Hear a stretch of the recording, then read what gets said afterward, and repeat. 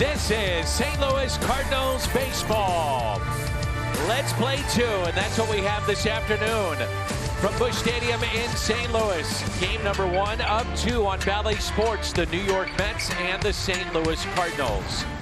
And welcome to the broadcast booth here at Busch Stadium with Brad Thompson. I'm Dan McLaughlin. Always an exciting day when we announce a new member going into the Cardinals Hall of Fame. It was announced on the pregame show, and Brad, it is Keith Hernandez. Oh, it's exciting, Dan. I know this one you've been advocating for quite some time. Deserving. I know it's an exciting one for Keith Hernandez. And let's head down to John Hewlett with the official announcement. Of the greatest players in Cardinals history. To be eligible, players must have played for the Cardinals for at least 3 seasons and must be retired as a player for at least 3 years. Each member of the Cardinals Hall of Fame is permanently enshrined in the Cardinals Hall of Fame Gallery, presented by Edward Jones, that is located on the 2nd floor of Cardinals Nation in Ballpark Village, just outside the entrance to the museum. Our continued thanks to Edward Jones for sponsoring the Hall of Fame Gallery and the entire Hall of Fame process.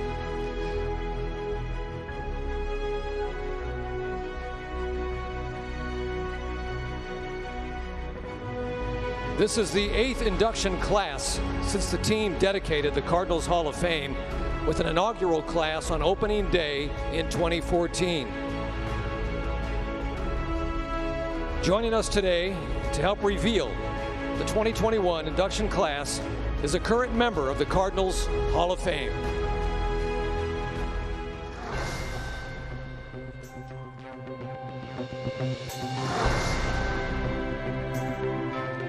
Ladies and gentlemen, please give a warm welcome back on the Busch Stadium field for the first time in 2021, a player who had no shortage of amazing defensive plays or great moments as a Cardinal.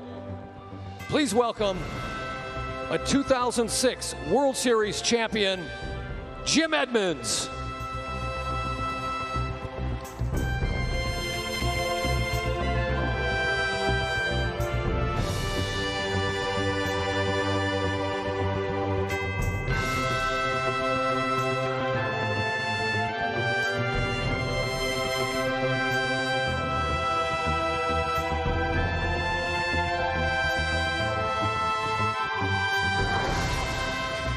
Now please join me in welcoming the Cardinals Chairman of the Board, Mr. Bill DeWitt, and President of the St. Louis Cardinals, Mr. Bill DeWitt III, along with President of Baseball Operations, John Mozeliak, as we officially reveal the 2021 induction class and our newest Cardinals Hall of Famer.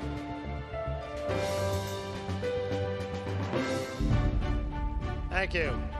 I'm pleased to announce our newest St. Louis Cardinals Hall of Famer. Jim, would you do the honors? Congratulations to Keith Hernandez, our 2021 Cardinals Hall of Fame inductee. As a Cardinal, Keith was a 2-time All-Star, Silver Slugger, won 6 Gold Gloves, batted .344 in 1979 to win the National League Batting Championship, and co-MVP of the National League. He was a part of the 1982 World Series Championship team. Congratulations to a well-deserved honor for Keith Hernandez. Congratulations to the former MVP, Keith Hernandez, the top vote getter for the Cardinals Hall of Fame class of 2021. Here in St. Louis, the championships. Keith Hernandez headed to the Cardinals Hall of Fame and a part of the 1982 World Champion St. Louis Cardinals. Congratulations, Keith. It's a gorgeous afternoon for baseball. The New York Mets, the St. Louis Cardinals, a doubleheader. Let's sit back and take it in. Baseball back at Busch. Bally Sports Midwest is brought to you by Budweiser. This Bud's for you. And by Chevrolet, the #1 selling brand in the St. Louis area. Find yours at your Mid-America Chevy dealer.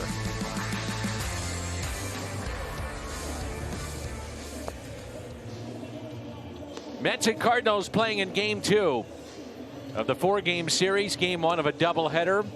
67 degrees. Bit breezy here at the ballpark, but boy, it is gorgeous here in St. Louis. It is beautiful. It's a perfect time to take in a doubleheader. A perfect time to see KK go out there and make his 4th start of the year. He went 5 innings, 7 hits, 1 earned last time out against the Phillies. The Hyundai pitch arsenal for Kwang Young Kim. The 4-seam fastball uses that up, sets up his slider really well, and you'll see the changeup and the curveball a little bit, but this is mainly fastball slider for KK. So Kim will face a lineup that has some changes in it. At the top, Francisco Lindor. Then Alonso, Conforto, Pilar, McNeil, McCann, VR, Almora, the former Cub, and Stroman. And remember, Brad, as you well know, doubleheaders, 7 innings. So there's a premium scoring early, and it just feels different. We saw so many doubleheaders played a year ago. Yeah, it is for sure. And the Cardinals, to your point, had 11 of them. Led all of Major League Baseball with the 11 Twin Bills. A few too many, but they got it done. But getting on top early is going to be big. I think it sets up really well, too, for the Cardinals, Dan, having KK, who they've been very careful with coming off of the IL. He hasn't thrown more than 84 pitches, I believe, 85 pitches in a start. And there's a strike. 2 balls and 1 strike, and the struggling Francisco Lindor, switch hitter. 0 for his last 21, 4 for his last 41. Pulls it foul, and watch out.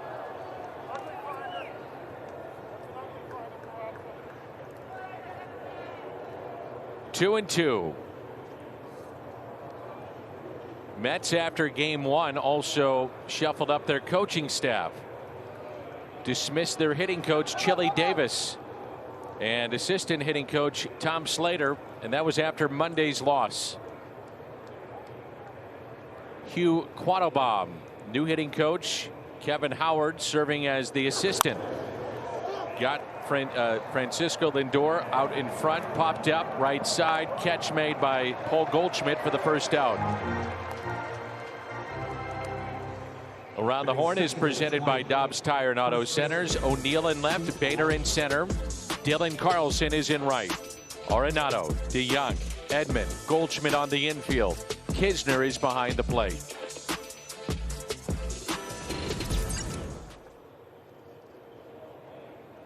There's Pete Alonso hitting .282, 2 doubles in Game 1. He's popped 5 home runs, and he's driven in 16 this year. Last 11 games, Alonso with 3 home runs and has driven in 9. So Cardinals seeing him when he's starting to get hot. Yeah, Pete Alonso, too, among many Mets players that were upset about their hitting coaches being let go. It's a little bit of that old school, new school look in philosophy in baseball, and Chili Davis had a little bit of that old school element to him. Yeah, certainly did. The 1-1. Base hit into right. Ball jumps off his bat, doesn't it? Yeah, and he can drive the ball out of the ballpark to all fields. I mean, he smokes this one to right field. Going back to the old school, new school quickly, I think that there's room for both. It's just being able to mesh it, and that's kind of what their GM had talked about. Zach Scott said this was something that was kind of building. It wasn't just the 20-something games this year. It's about meshing the two, but then also being able to relate to your players and trying to explain what the new metrics mean. It's the hard part. Yeah. Because you know that you have some players that are very well versed, some younger players that maybe came up with that. You've got some older players that are see it and hit it. I think that you have to figure out different ways to feed the information and maybe even get it through without using any of the numbers. Just kind of teach things a different way. It's not easy. 2 balls and no strikes on Michael Conforto. It's now a 6-game hitting streak for Alonso.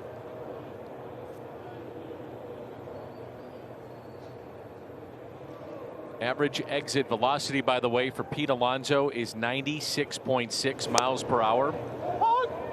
Highest in the National League. 2 balls and 1 strike. Conforto on this road trip has played in 4 games, 5 for 14, double, home run. He's driven in 5. The 2-1. Tapped foul. Past 48 hours, it's been kind of nuts for the Mets. Changes with their coaching staff. Jacob deGrom scratched from his start on Tuesday. And it's another game that was postponed. Remember, they had the opponents, some of the opponents they played were on the COVID issue and, had the shutdown of their games. So they've had a limited amount of work here early on. They played the least amount of games of any team in baseball. It was the Nationals off the bat that were dealing with COVID. They've been rained out multiple times. Heck, I think they've been snowed out once as well. The Mets have just run into some bad luck. 3-2 pitch, off speed pitch, and he walked him. So the single and a walk, and it brings in Pilar. Batting fourth, number 11, left fielder Kevin Pilar. Brandon Nimmo has a bruised left finger, so he has missed the last couple of games, and Kevin Pilar has been the starting center fielder. Pilar is in left field today, and in those starts he's homered in both, 5 for 9, and also homered against Wainwright the other night. Yeah, hit one dead center field, and it was smoked a little bit. I don't think they signed Kevin Pilar to the 1-year deal this offseason and say, you know what, this guy's probably going to slot into the 4-hole at some point. But if you're the hot hand, you're going to get the nod. First pitch is strike, 0-1 with 1 out and 2 runners on.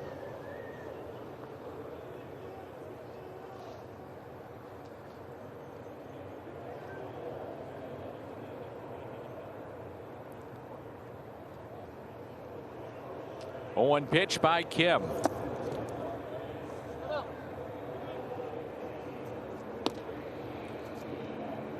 $16 pitches here for Kim, and when he's right, and he might get on track in this game, it's usually 1, 2, 3 and very efficient.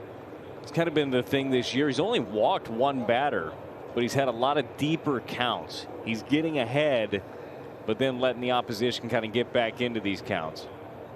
Fairly shallow in the outfield, and the 1-1 pitch popped up, going out. Tommy Edman calling for it. Infield fly ruled, and there's 2 away. Now it's time for the Home Depot getting more done. Cardinals in doubleheaders since last season. And again, when you look at this, it's amazing that the Cardinals made it into postseason play. It is so hard to even think about sweeping a doubleheader, much less playing in that many. You just hope to split. Yeah, that's how the general rule, right? Hey, let's split this and let's go fight tomorrow. But the Cardinals had to do a lot better than that, and they did. They were very fortunate to have so much pitching within the organization, guys that they could call up, tons of debuts that happened last year, and players step up. One of those players we'll see in the second game, Johan Oviedo, stepped up for them multiple times. Pitch taken high. McNeil just 2 for 17 with a double, has driven in 3 with runners in scoring position this year. 235 overall, 2 home runs, has driven in 6. Runners at first and second. A little bit of a shift on the right side.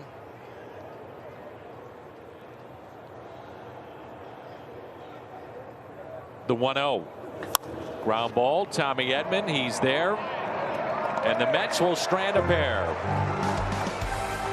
Half inning in the books here in game 1, and there's no score. Carlson and Paul Goldschmidt. Nolan Arenado, Paul DeYoung, Tyler O'Neill, Harrison Bader, Andrew Kisner, and the pitcher Kim. Marcus Stroman off to a good start For the Mets, record is 3-2, but look at the ERA, 1.84. It is pretty darn good. He tweaked his hamstring in his last start, so he's limited to only 5 innings, 64 pitches, but he is a tough customer, and here's how he does it. The Hyundai pitch arsenal for Marcus Stroman doesn't use the four seam very much. It's heavy sinker a lot, tons of ground balls. He uses the cutter, especially to the lefties. Got the slider and the split as well.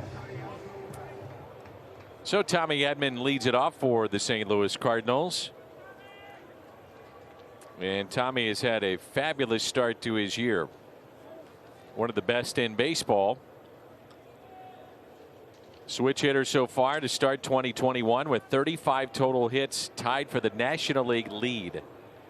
Edman with 35, and then Nick Castellanos 35, Justin Turner with 34.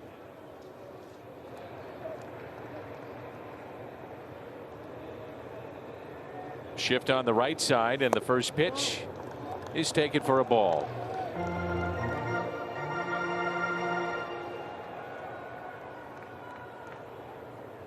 It was 35 hits, tops among switch hitters in the game. Stroman has been really stingy on the road. 0.95 ERA away from Citi Field. 2-1. Opponent's only hitting 138 against him in his road starts. It's kind of how he does it there too. Generally doesn't fall behind like that, but even so, 2-0, just a nice sinker down and away. He's just trying to get Tommy Edman to just miss the barrel, hit a little ground ball. 2-1 pitch. Bounce towards second. McNeil, one away. Mets defensively around the horn is presented by Dobbs Tire and Auto Centers. Pilar in left, Almora in center, Conforto in right. That is a very good defensive outfield today. Villar at third, Lindor at short, McNeil, Alonso on the right side. James McCann, the big free agent pickup, is behind the plate.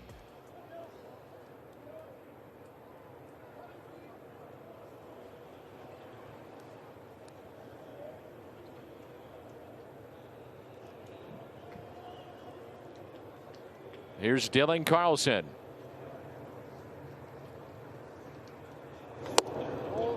.27 hits, tied for third right now in Major League Baseball. That's overall. Among rookies, 19 runs, 14 runs batted in, fourth best, second best OPS. Not too shabby. Yeah, he's settling in just fine, Dan. Ground ball. McNeil, outfield grass sand, makes the play.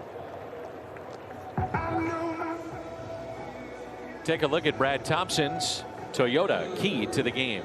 Seems simple enough, right? Hit them where they ain't. Now, that oftentimes is in the stands. Home runs, Cardinals have had a lot of those. But Marcus Stroman is hard to get up in the air. So Cardinals are going to have to find some spots out there, find some grass. They're going to have to manufacture a little bit here today against Marcus Stroman. The home run not easy to come by.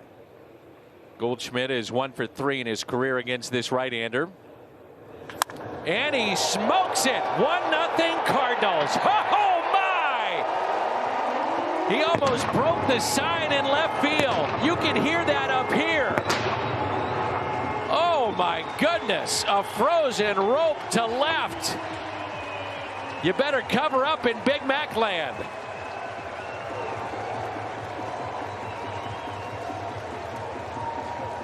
Dan, as I was just saying, it's all about the long ball against Marcus Stroman. My goodness, not waiting around. Gets himself a fastball and puts a charge into this bad boy.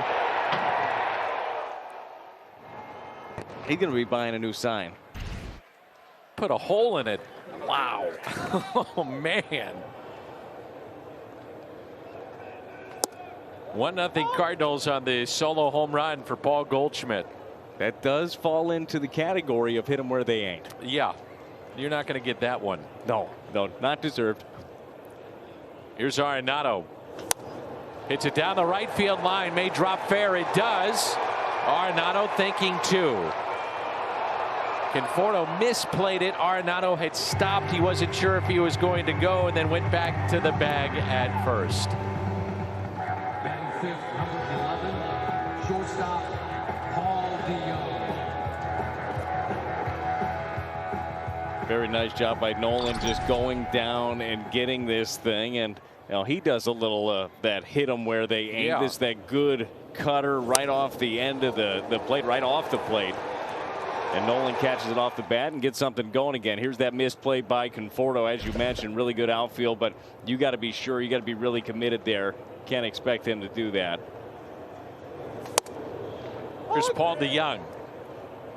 Last 3 games, 4 base hits for Paul. Home run, couple of doubles, only 1 strikeout.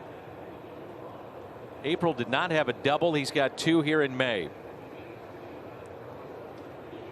Room on the right side. It just missed. 1 ball, 1 strike.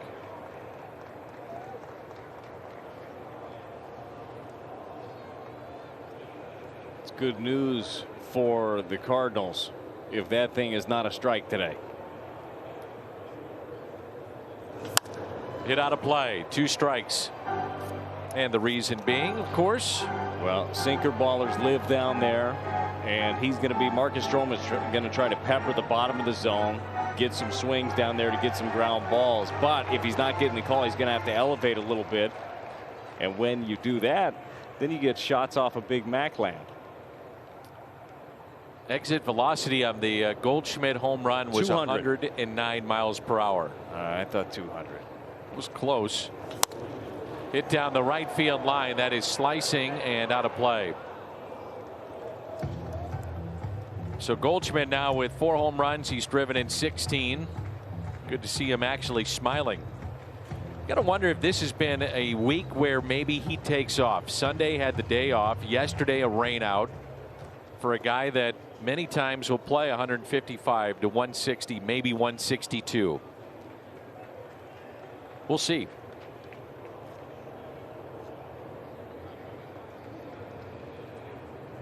The 1-2 pitch to Paul DeYoung.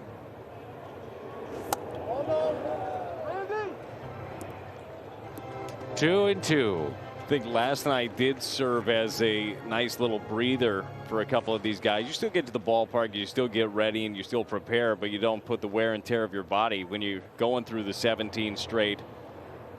Might feel a little rejuvenated today. The 2-2 pitch. Off the plate. DeYoung has loved hitting against the Mets.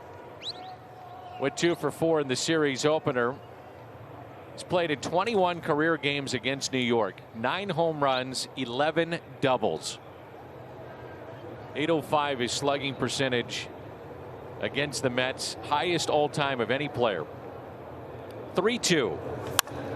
And a fly ball into deep right field. Conforto is over and makes the catch. Home run hit by Paul Goldschmidt, his 4th of the season. 1 swing of the bat, 1-0 in game 1 of this doubleheader.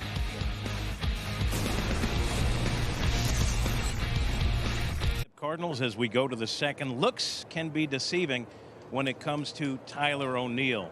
Gold Glove defense, good speed on the base paths, all from a guy who looks like a bodybuilder. O'Neill says he's dealt with misperceptions in his career. He told me, yeah, there's been some of that, but I know what kind of player I am.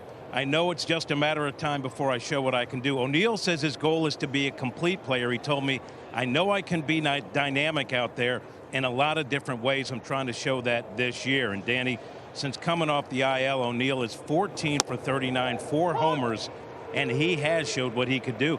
That speed on the base pass, that's something interesting. Yeah, and also seeing him, Brad, take the ball to right, which is good to see. James McCann here at the plate. It allows him to utilize the skill sets that Jim is talking about there, right? You just, a little single turns into a double quickly if they want to steal him, or he's standing on third easily on a single. He just has a lot of tools, and he's got a Gold Glove to go with it.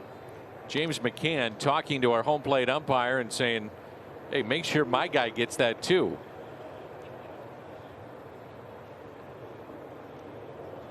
And the 0-2. Center. Bader. One away.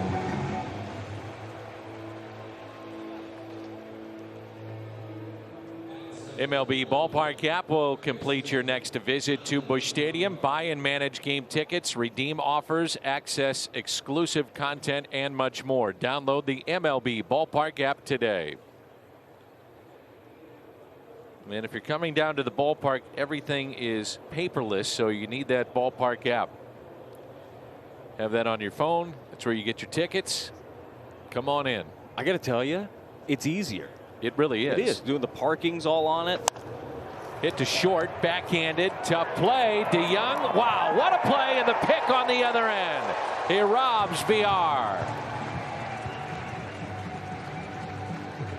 Quick transition out of the glove. The quick transition is what ends up making this play right now. He's got a range in the hole, and you got to throw quick. You don't have time to set your feet. You don't have time to make that big, strong throw. Luckily, Paul's got the arm to get there. That's a heck of a play.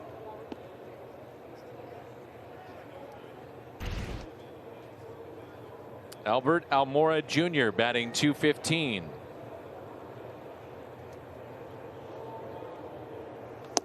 And looks at his strike.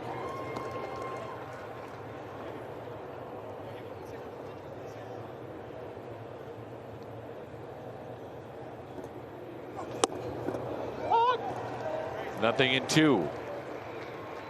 Now Marcus Stroman is saying, now hold on. Wasn't getting that. If you're left-handed, it looks different.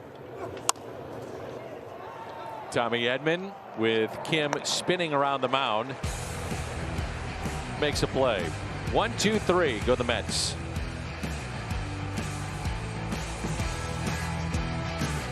First through the 23rd, 10,000 fans entering with a ticket will take home an adult replica embroidered jersey courtesy of Scott Credit Union. Red jersey similar to the one worn by the team for spring training. Tickets at cardinals.com/promotions. Paul Goldschmidt home run, the difference so far, and it's 1-0 St. Louis. Marcus Stroman finishing up his warm-up tosses.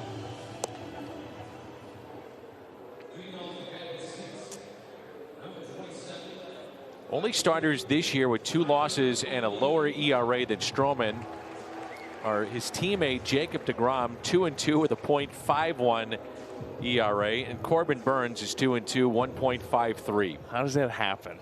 I don't know. Well, that kind of leads to what happened for the Mets on Monday night. They let go of the 2 hitting coaches, as you mentioned. Chili Davis gone. They brought in a new crew, and they're trying to get something going because you can't waste pitching like that. And this team is good. Tyler O'Neill with a high fly ball lifted into right, battling the sun. Conforto using the glove and the glasses and makes the catch.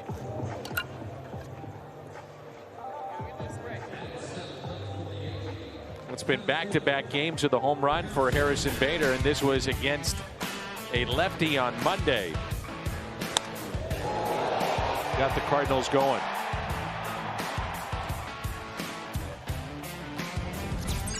Also homered a 3-run shot. That was Sunday against Pittsburgh.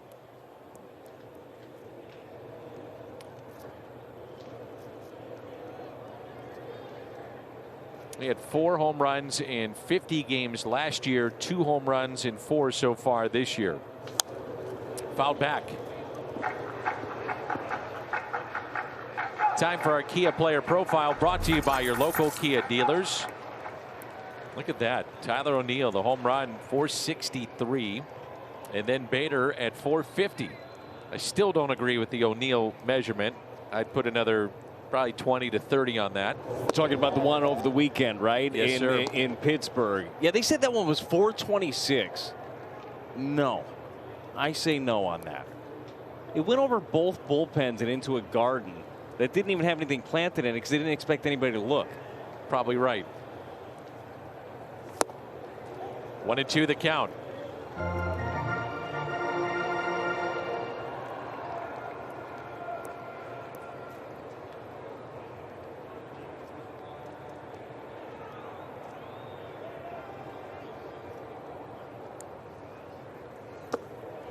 Stays away from the slider.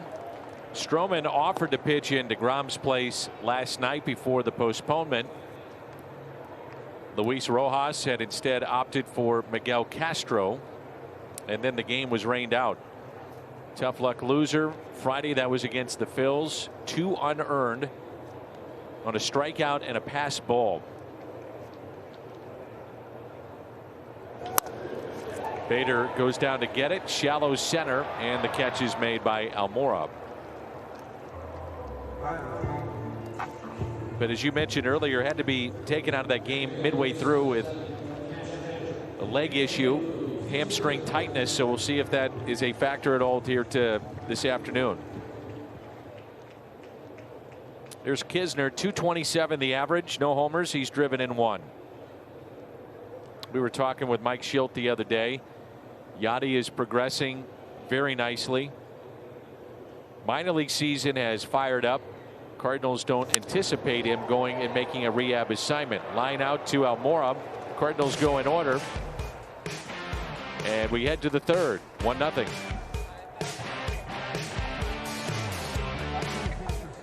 Land. Download the McDonald's app to grab a $1 any size frozen beverage every game day. That will be more noticeable as we head towards nightfall here in St. Louis. Just a rocket off of Big Mac Land. Well, it's going to cost him a pretty penny. You know, Big Mac Land. No, he can afford it. I think he's going to be okay. He'll and be I think fine. that the Cardinals will happily pay for that if he knocked out every single one of the letters. They'd be good. Keep going. That was something else. It was a missile. It was a missile. KK settled in very nice in the second inning, by the way. 7-pitch inning. Got ahead of every batter. That's the efficiency you want to see. Here's Marcus Stroman. If you missed it, Keith Hernandez has been selected by the fans to be inducted into the Cardinals Hall of Fame. And during the inning break here at the ballpark on the video board, messages from both Tommy Herr and John Tudor. And I had a long visit with Keith that was on the pregame. There's going to be more of that in between games in my visit with Keith Hernandez. Got very emotional talking about what this means to him. That will roll foul. Grew up on the West Coast, and he grew up a Cardinals fan. And one of the main reasons he grew up a Cardinal fan was that Stan the Man knew Keith's father. And when they were on the West Coast, he would leave. And Keith was from the San Francisco area. He would leave Keith and his family tickets and then take him into the clubhouse. Stan the Man did that. And Keith is a history buff, and he knows all about Cardinal history. He loves the Cardinal uniform, loves it, gets into the nuances of the bird on the bat. Actually thinks he told me, he goes, I'm not sure about this new bird on the bat. Might be a little too big for me, but I still love it. It's my favorite. Popped up. Arenado puts the glasses down, makes the play. So deserving, and in my mind, he should have been one of the first guys that went into the Cardinals Hall of Fame. An incredible player. I also believe that, and I hope that he gets another run at baseball's Hall of Fame. He's, in my mind, he's the best defensive first baseman that's ever played the game. Yeah, I wanted to ask you about that because I didn't have the good fortune to see him here and play and be around the bag. And Cardinal fans right now, they've been very fortunate to watch Paul Goldschmidt, the way that he moves and the way that he works. What was it about him over at first base that made him different than everybody? Great hands, fearless, the way that he set up for pickoffs, everything. Used to set up in foul territory. They had to change that on different things that he would do with his footwork. Great on the bunt. Gloved by DeYoung. I mean, he was fantastic on the bunt. Just coming in with reckless abandon. And he's a left-handed throwing first baseman.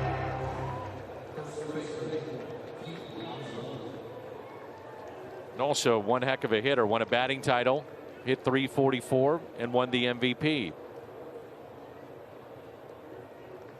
Host a group in style Cardinals Diamond Suites, accommodating groups of 10 or more. The Diamond Suites, located between first and third base, include a buffet, full bar service. Perfect for celebrating special occasions, entertaining VIP clients.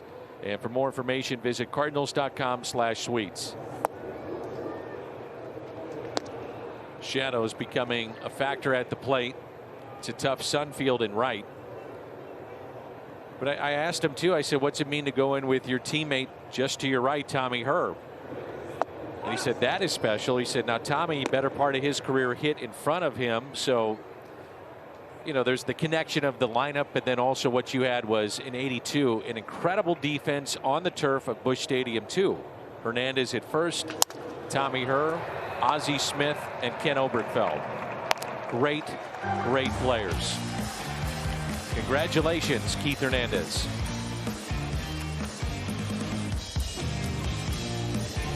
This is brought to you by Ford, the official car and truck of the Cardinals. And by Steel. Find your Steel dealer at steeldealers.com.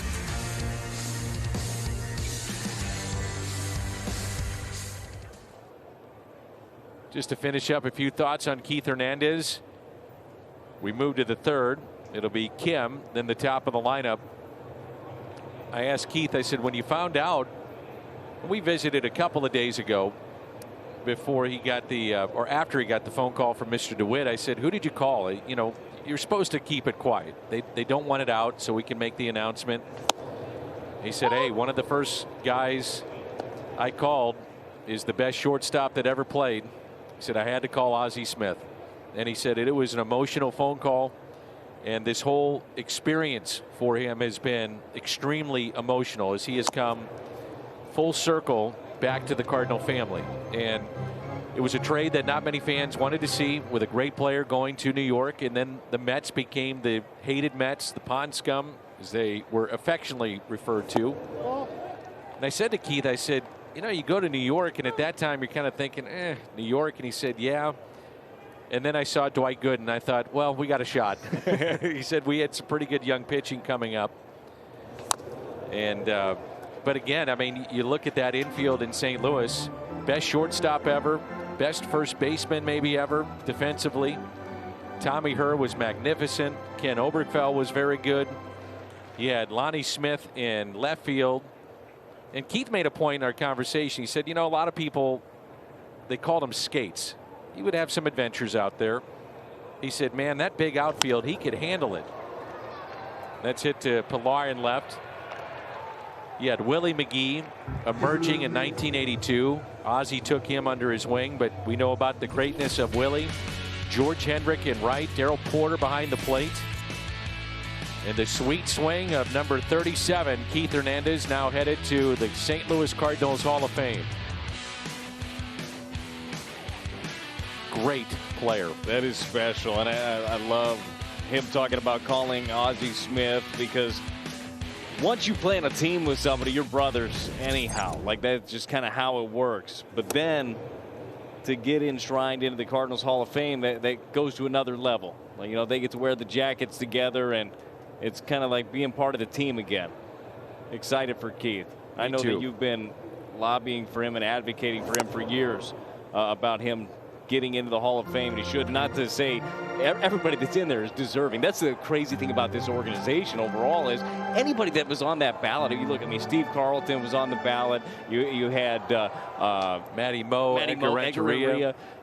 There's so many great guys there, and they're all going to get in at some point. That's going to happen, but we've been very fortunate. This organization has so much history. 0-2 pitch to Tommy Edman. Swung on and missed, and a rare strikeout this year for Tommy. He's done a good job in that department. Just didn't look like he picked this one up, and maybe the shadows that you mentioned had a little something to do with this. This cutter up and in from Marcus Stroman.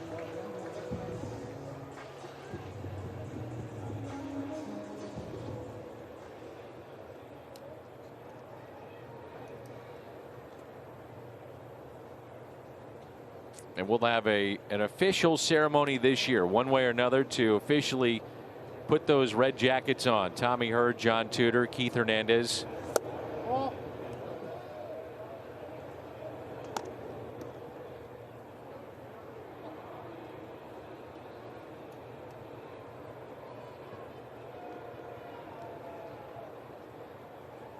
Bill White. That's the thing about Keith. He said, you know, I used to go watch Bill White play, and that's how I learned to play defense. I mean, you think about that, the connection. He said, that's the guy. He said, to go in with him. Yeah. He said, not only to have my teammate Tommy Herr and the battles that he had over the years with John Tudor, but Bill White, he said, that was my guy. He said, I would watch his footwork at the bag. And now he's going in, and I have a chance to go in with him. He said, it's just storybook. Well, you said the term a minute ago, full circle. It really is. I mean, there's so many different marks along the way that you that are all kind of colliding here and coming together. That is special. And I know how much fun and how great of a job you do during those inductions and the ceremonies. It's a special day for these guys, but it's a special day for Cardinal Nation. It really is. Celebration of the history and the great players, championships, the memories. Can't wait. 1 ball and 2 strikes. Dylan Carlson.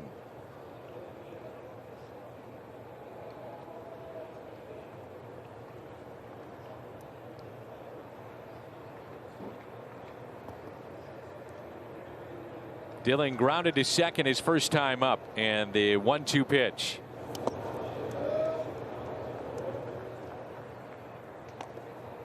There's some questions as to whether or not Stroman would come back and be pitching for the Mets.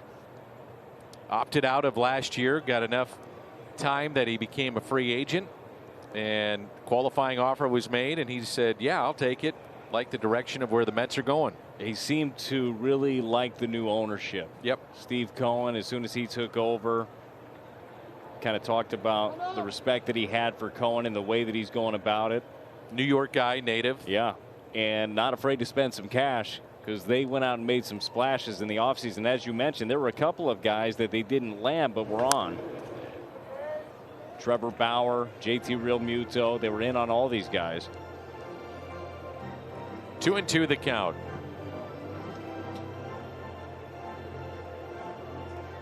If you're a Mets fan, I know the beginning of the season hasn't been great for him, but you are very fortunate to have Francisco Lindor locked up for the next 10 years. Hit down the right field line, but foul.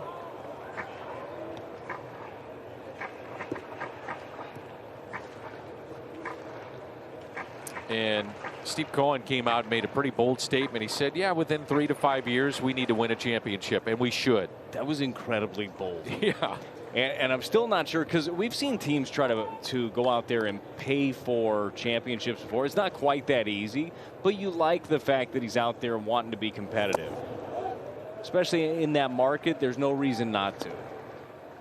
And with his bankroll. Yeah. That's the big reason. And you're competing with the Yankees and the headlines and the back pages, all those things. 3-2.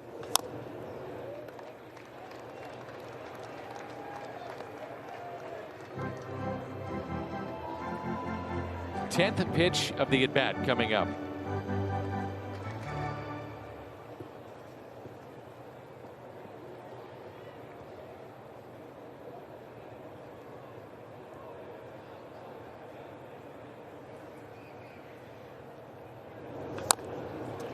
Pitch number 11 coming up. This right here is part of the evolution of Dylan Carlson, especially hitting second. He talked about how the mind kind of shifted a little bit when he got put there. Get on base somehow, some way, battle. You don't have to drive the ball all over the yard. You don't have to come out of your shoes with 2 strikes. You got to work to find something to get you on. Carlson out to right, base hit. Sinking liner. Third Cardinal hit today. Really good at bat. Wasn't that bad. Again, just fighting stuff off, fouling off pitches until he got something that he could drop the barrel on and get himself on base for this guy who didn't waste any time last time up. StatCast powered by Google Cloud, and boy, did this get out in a hurry. Doink. That sign was operating correctly before the hit. Knocked out the D in Big Mac land. And a check on Dylan Carlson. When you wonder how aggressive Marcus Stroman's going to be with Goldie this time. It was the first pitch. It was a sinker. left it up a little bit and in. It was right there in the wheelhouse. You wonder if he starts him with something away.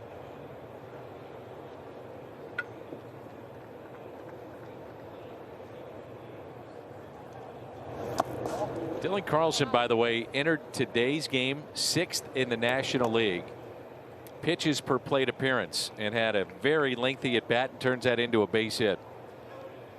I mean, this is a 22-year-old kid, man. And honestly, I'm not sure that if he, I'm not sure he does that without that shift to batting second too. I really think that was a big one and a smart one for him.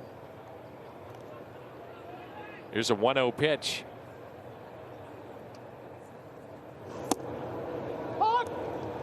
One ball, one strike. It's a kind of at bat where he does get a positive result with a base hit to right, but you look at the pitch count too, and maybe you get it up there and get him out of this game. That's right.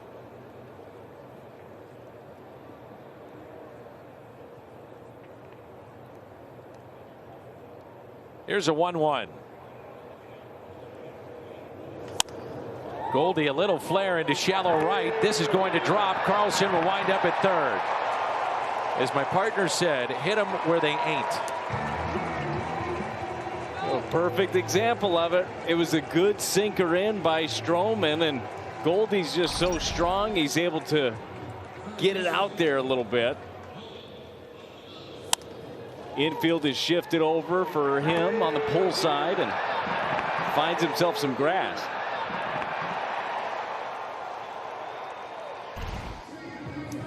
So runners at the corners, extends the inning to Nolan Arenado, and he had that little bloop to right field his first time up. Arenado is 7 for his last 17, 8 runs batted in his last 5 games. Shift on the left side, 2 on, 2 outs, and Nolan takes strike 1.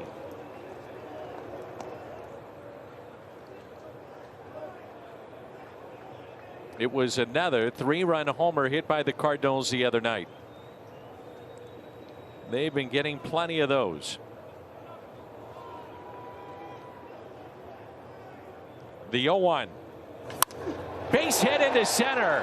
Carlson will score. Goldschmidt to third. 2-0 Cardinals. And a 2-out rally here for St. Louis.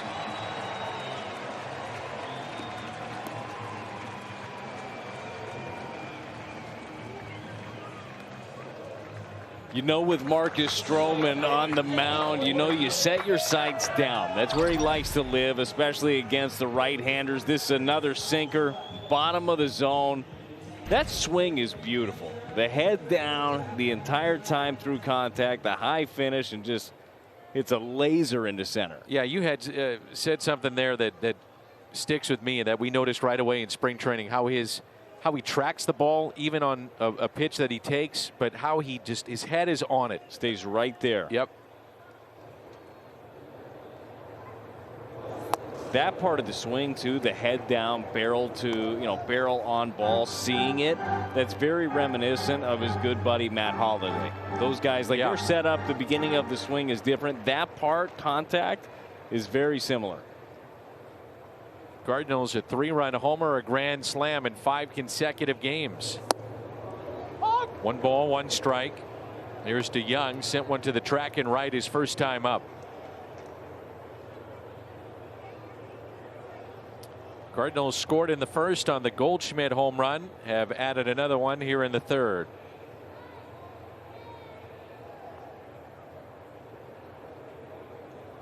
The 1-1. It's sharply towards second, taken there by McNeil. Cardinals strand a pair, pick up a run. We head to the 4th, game 1 of the doubleheader, and it's 2-0. Arenado has given Cardinal fans something to see pretty much every game, and safe to say they've appreciated it. Monday night, when Nolan hit a 3-run homer to tie the game in the 3rd, he got his 2nd curtain call as a Cardinal. For those scoring at home, also the 2nd for his career. They didn't do that in Colorado. Arenado made it quite clear in his post-game interview how much he appreciates being in St. Louis. He said, "Thank God I'm a Cardinal. I've been loving it." Dan? I think the feeling is mutual. Absolutely. It's a mutual admiration society between Nolan and the fan base, and what a difference he has made for this franchise. He's been as good as advertised. 2 balls, no strikes on Conforto with Pilar and McNeil to follow. You think the fans cling to a comment like that, Dan? Yeah, I do. On my way into the ballpark today, right here on the corner, I bought a "Thank God I'm a Cardinal" shirt with Nolan's face on it. Yeah, I would say so.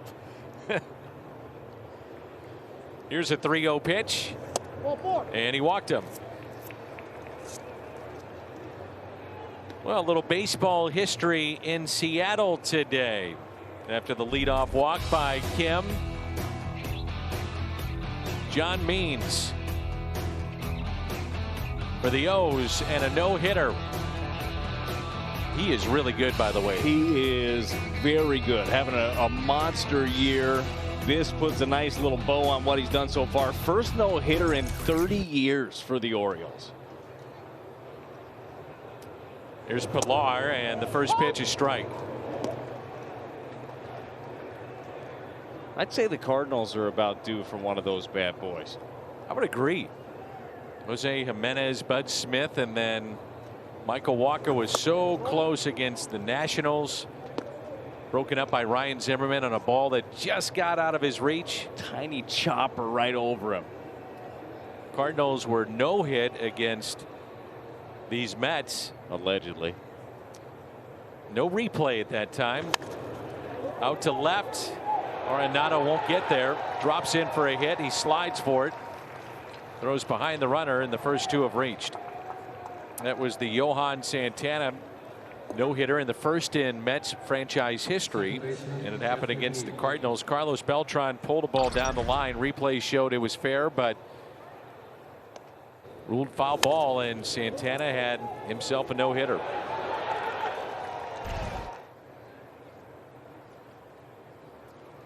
Pilar 1 for 2, and runners at first and second.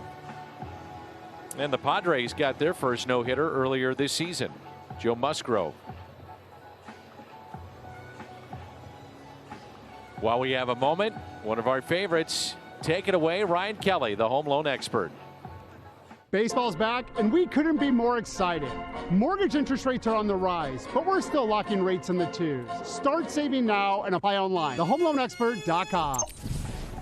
Personally, I'm going to have to give Ryan a phone call that Jim's not taking a pizza out of the oven, which has been some of the best work we've ever had for those commercials. Oh, it was in a beautiful park. There was no oven available. I still think that you two should be flying kites in the background or something. That would really pull the piece together. Well, you know it's going to happen now.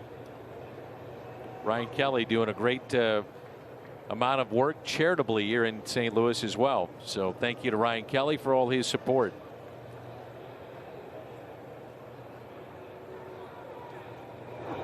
Swing and a miss by Jeff McNeil.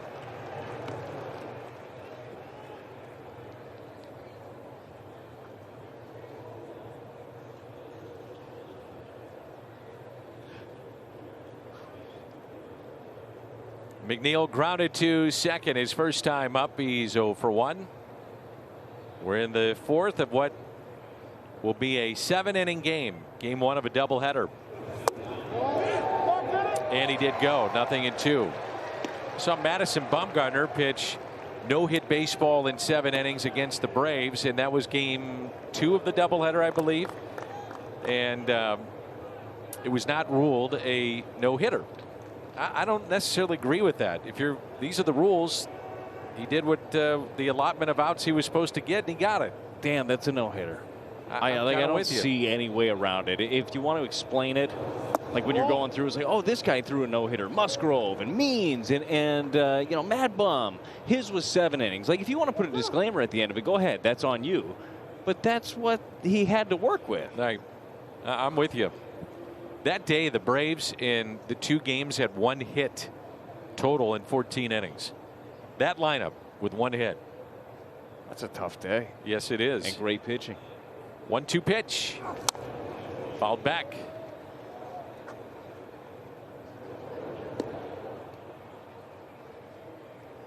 We saw last year it was the complete games, 7-inning complete games.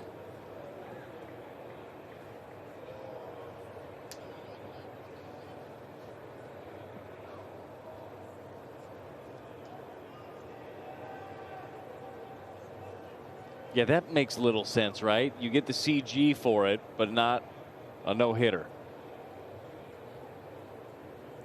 And the 1-2.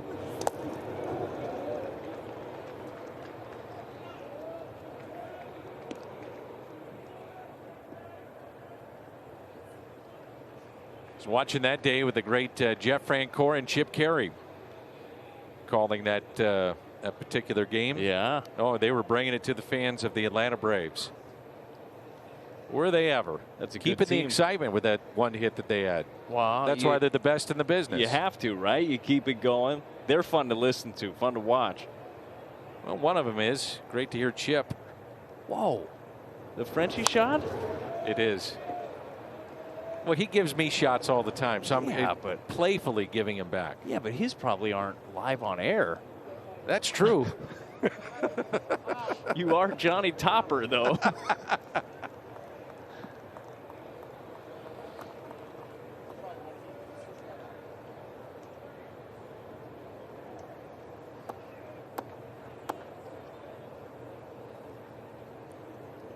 So runners at first and second. 2-2 the count. A walk and a single to start this inning for the Mets.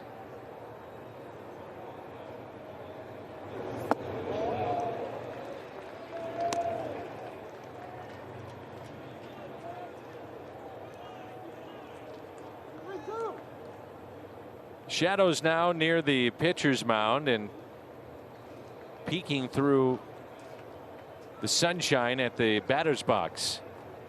This time of day, as I mentioned earlier, here at this ballpark, very tough sun right field. 3-2 pitch. And he walked him. Don't see that very often out of Kim. That's 3 walks and 2 in this inning after he's been given a 2-run lead. Oh, he came into the ball game with 1. So, I mean, he's generally right around the zone. They're going to go talk this over with him.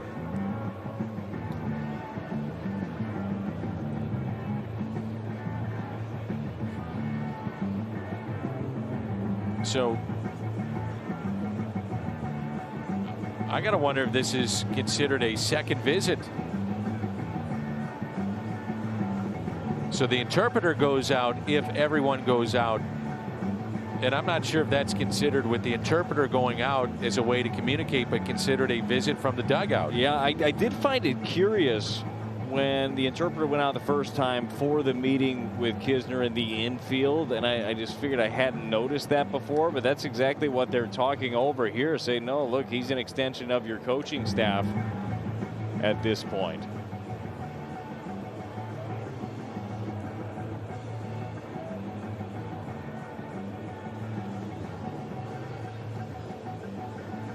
They're going to talk it over here and find out if, in fact, that first one was an official visit.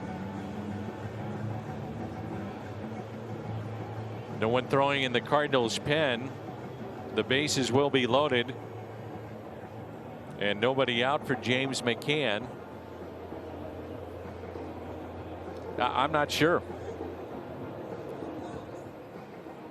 I don't recall ever seeing that before, where the translator goes out during the regular mound visit without a coach there, but it certainly happened. So we ran into this with Seung-Hwan Oh in Pittsburgh. Derek Lilliquist was the pitching coach. He sent out Eugene Koo, who was America's guest, and he was told that was a mound visit at the time because the translator came from the dugout. So if you come from the dugout, now, I don't know if there's been clarification with that and that particular rule. I just don't know. Yeah, well, that's what Luis Rojas is looking for here as well, is a little clarification, because they obviously talked it over. That was not an official visit, but they're going to talk it over with the Mets manager, Luis Rojas, as well.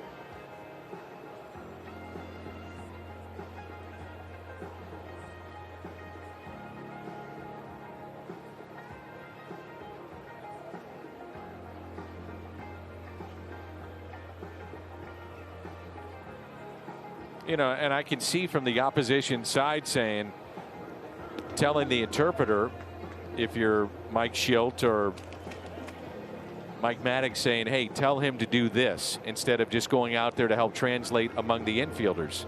And I think that's the letter of the law, what they're trying to say here. No, that's what I would be saying if I were the other side's manager, certainly. And they're going to be looking for a little bit of a heads up from New York here. They're going to go to the crew here, and this is a very unorthodox, you know, kind of not a replay, but a check-in, I guess. I don't know if they're going to go back and try to look at the last mound visit and say, you know, was this guy out there? Was he not?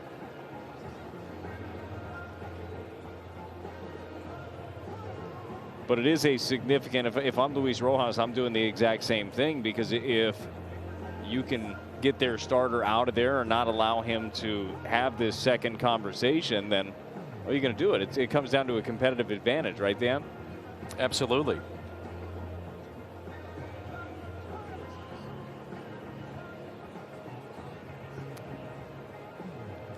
I'm thinking this may be 2 visits. Well, there's no way they could have. They wouldn't have let Maddox go out there and talk to him the second time. Like, he wouldn't have gone out there and said, hey, this is visit number 2. So you can't pull him. Well, interpreters are not permitted onto the playing field at any time without the presence of a coach, manager, or trainer with the interpreter, including when a catcher and or infielder visits the mound. A second trip to the mound to the same pitcher in the same inning by a manager or coach will cause that pitcher's removal from the game. But there was no coach or trainer the first time. So got to wait and see. Here's what I love about this game, Dan. You learn something new every day.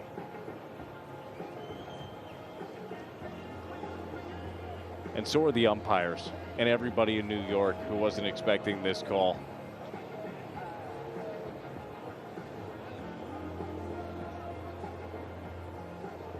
Well, in the meantime, the Cardinals have not gotten anybody up to throw. Got a lot of guys stretching, though, and stirring, because I do wonder in this situation, do you allow or really, if worst case scenario for the Cardinals, if Kim had to come out of this ball game, do you treat it like an injury and let a guy have plenty of time to warm up, or is he coming in getting 8 pitches and you got to roll?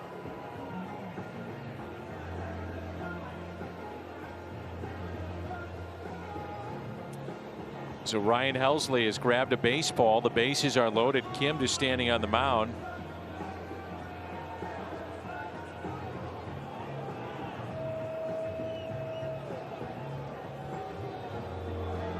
I mean, they're scouring the rule book right now, and they're trying to figure it out. I don't know if they're going back to video. The crowd's getting a little restless here at Busch Stadium, and it looks like they have their answer. Or they're listening to a great song.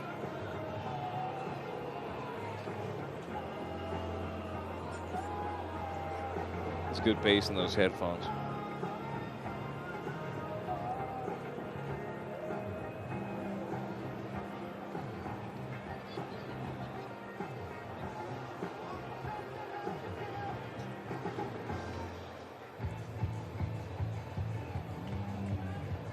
Tell you what, this makes for great television.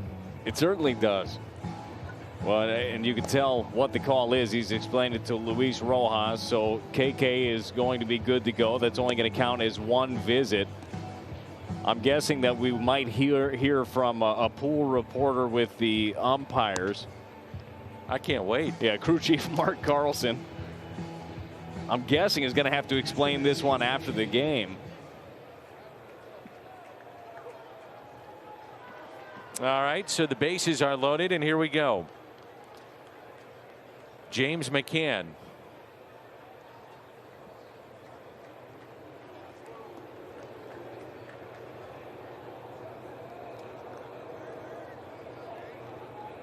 McCann is 4 for 19 with runners in scoring position. He's grounded into 5 double plays. It's tied for 3rd most in major leagues. He is the owner of 5 career grand slams.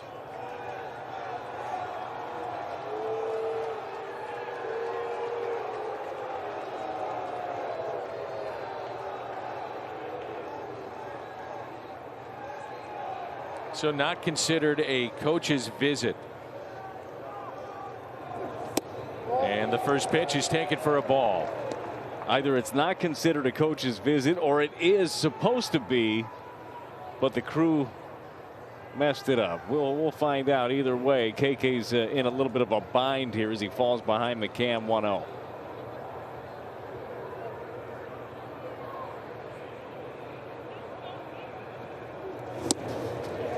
A ball and a strike.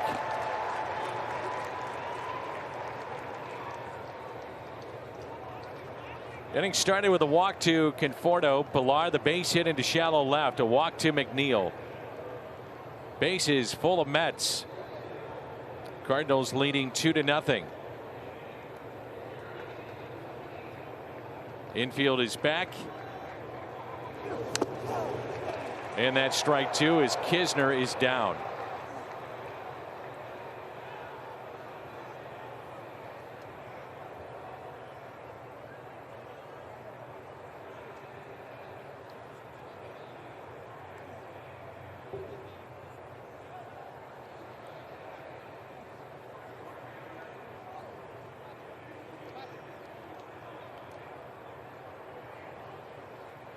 You could tell right away that he took a tough shot right there. You know Andrew Kisner, Dan, he's a tough kid. That one caught him.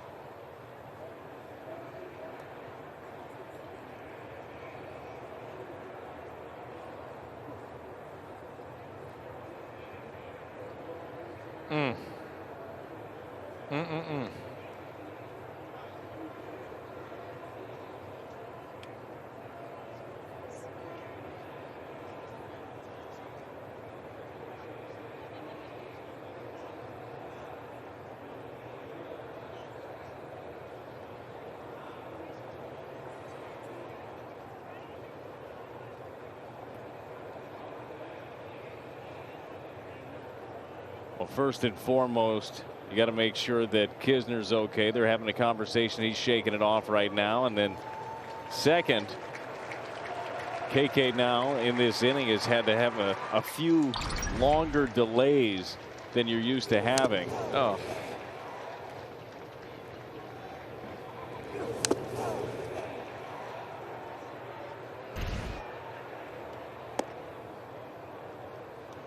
That's a tough dude. Talking a little higher pitch voice is Kisner, but he'll be all right. It looks like he's going to be okay. Yeah.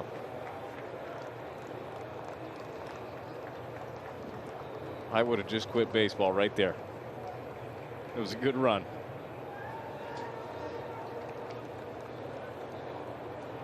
Oh boy. One ball and two strikes.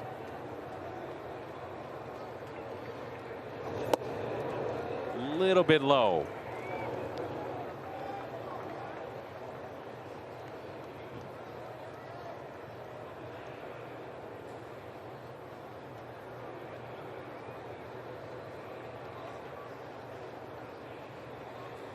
So the bases are loaded. 2-2 the count. Grounded foul.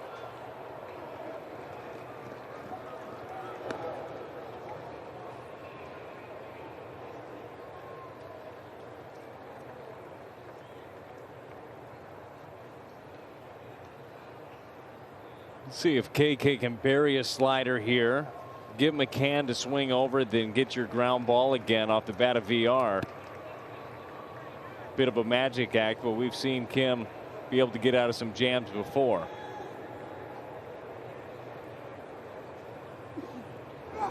Ground ball. Arenado backhands it.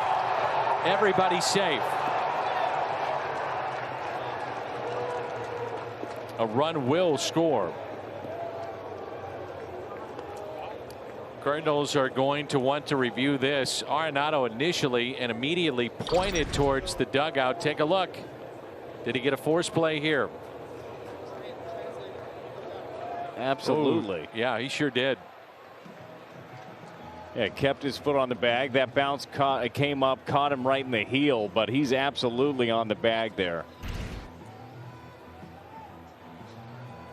Kisner, by the way, is bent over behind the plate. I hope he's all right.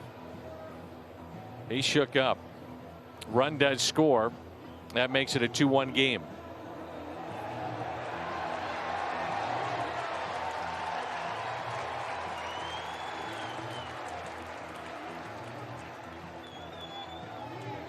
Well, I'm thinking this one shouldn't take quite as long, especially when you've got it playing on a huge jumbotron in right center field. What an inning, huh? It's been eventful. I'd like it to end soon, though. Quickly. Well, this is where Kim can get that ground ball on the double play. That's it, because you believe that out's going to be there at third, and then get another grounder, and you're good to go.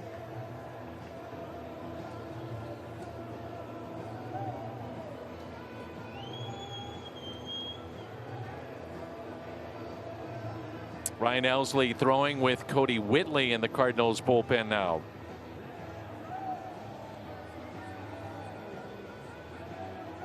I know Major League Baseball has plenty of fish to fry, a lot of things going on. This is something I'd like to see expedited at some point. Maybe some sort of a system to speed this up. Well, this inning has come to a standstill. And you think about the momentum that we had going with both pitchers throwing well, and Kim has had to just stand out there for the better part of this inning. That's an out. Let's go. That ball's in his glove, and he drags his foot over the bag. Not sure what else there is to process.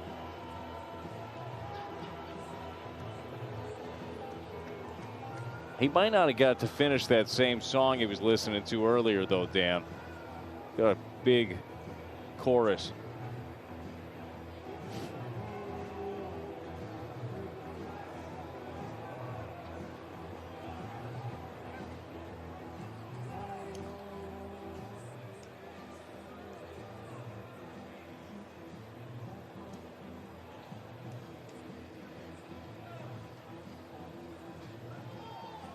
Most exciting play coming up in a mere second or two. Headphones coming off, and we'll have a call. Here it comes. Oh, yeah. Got him. He got him. Out at third. I'm trying to build it up. Like, you did great. Thanks. I'm pumped up about it. Like, I thought I knew what the outcome was going to be, but once they took the headphones off and gave the signal, it just felt real again. Great call, Dan. Thank you. That's up there with Nolan Arenado's first home run at Busch Stadium. Runners at first and second. Now Jonathan VR. And that's a strike.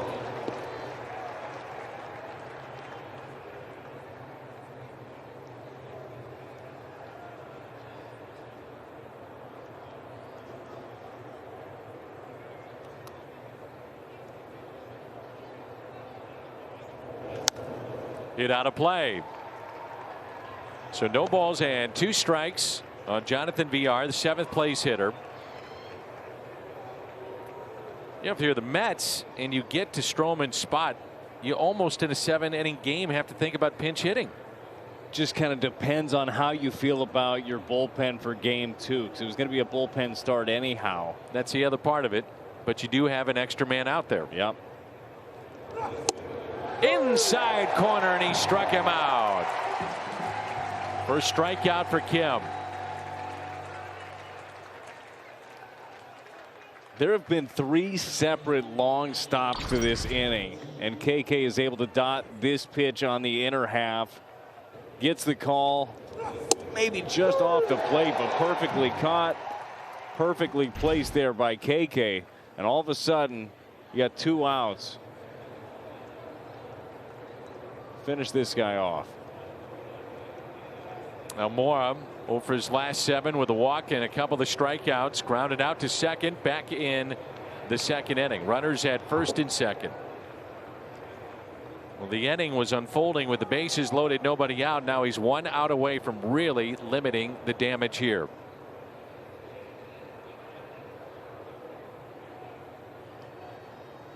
So 2 outs and 2 on. And that's a strike. Cardinals looking ahead to the bottom of this Fourth inning, have O'Neill, Bader, and Kisner coming up. 2-1 our score.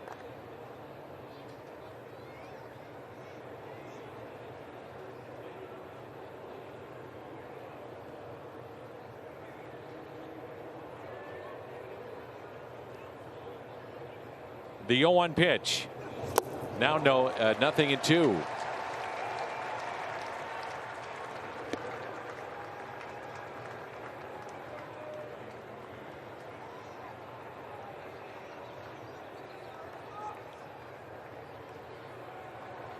Two walks in the inning, a single, ground out, strikeout. 1 strike away from getting out of this.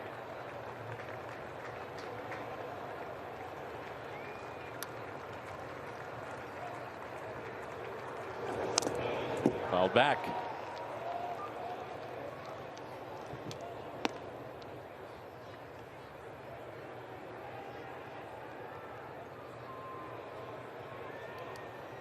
Luis Rojas, the manager of the Mets, Mike Schilt for St. Louis, going back and forth here in this long inning, half inning.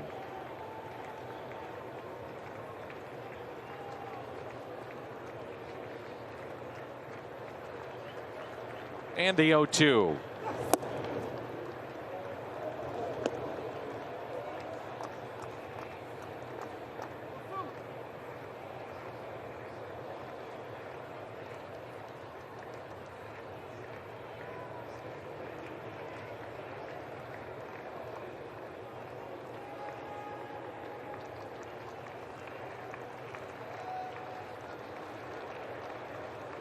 Very shallow in the outfield. And the 1-2 pitch to Almora.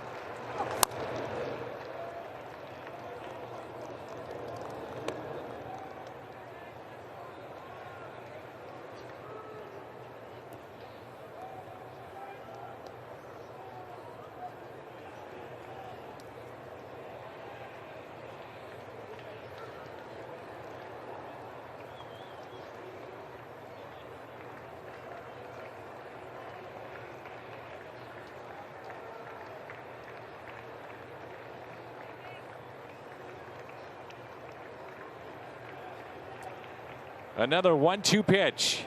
He struck him out. Back-to-back Ks for Kim. The strikeout for KK. Long half inning, and it's 2-1. The bases loaded, only surrendered 1 run as the Cardinals have the lead. 2-1 heading into the bottom of the 4th inning.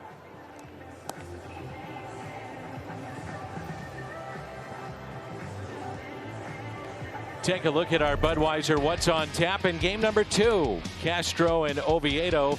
It's coming up right after this one on Bally Sports Midwest. Miguel Castro was scheduled to pitch last night. So is Oviedo. So they're pushed back to game 3 and game 2 of this doubleheader. Budweiser What's on Tap.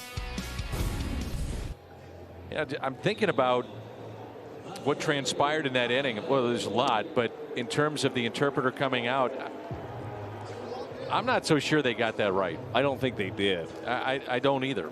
And easily, as we said, just put it in its simplest form. It easily could be Mike Maddox, Mike Schilt, or anybody in the coaching staff saying, hey, we see something with Kim. Why don't you go out and tell them? And I'm not saying that they did, sure, but that's the interpretation of the other side of what they would say. You're tipping your pitches, you're flying open, whatever.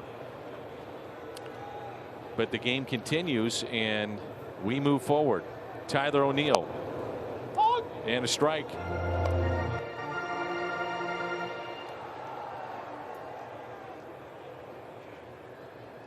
So Kim was able to get out of the jam with the bases loaded and nobody out with just 1 run scored. O'Neill, a swing and a miss. He flied to right.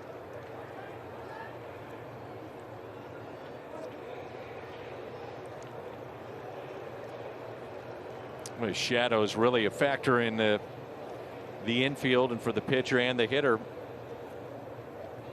0-2 pitch. Fouled back. O'Neill has flied to right.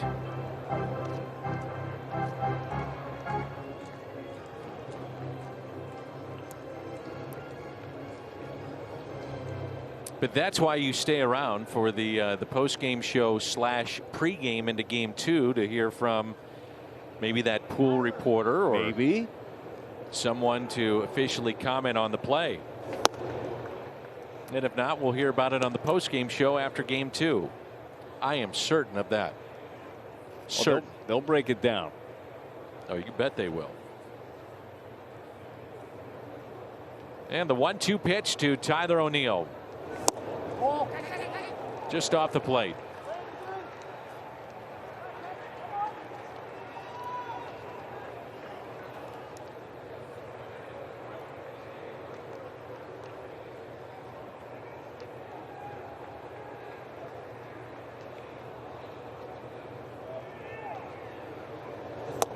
Check swing didn't go.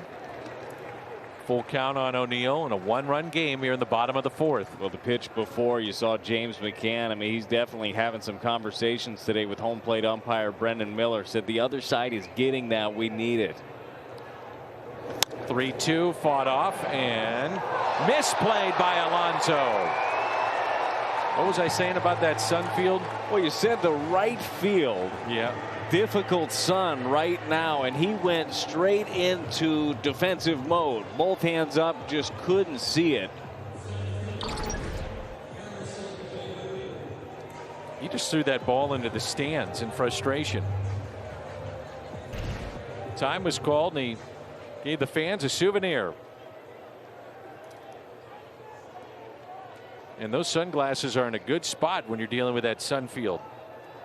Well, you saw earlier in the game, Nolan Arenado over at third had the old school flips. When you need them, flip them. Well, I guess what he's saying is I had him on, didn't help, so forget it. I'll try to burn my retina on the next one. Forget it.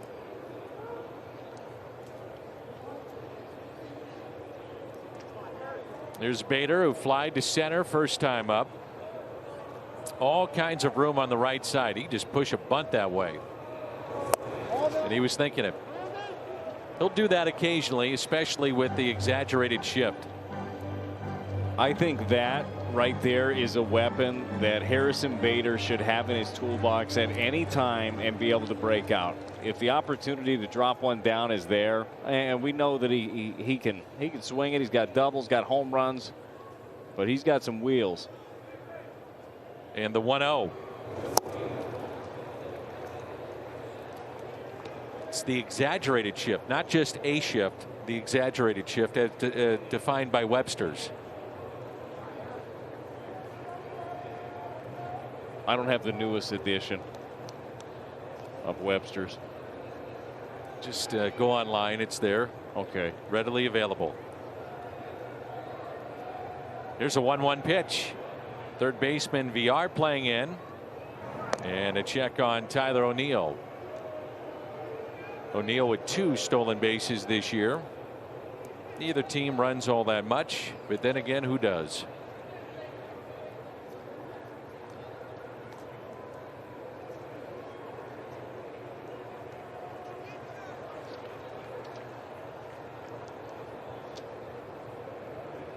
The 1-1. Hit to the right side, base hit. O'Neill to second, on his way to third, runners at the corners. And nobody out.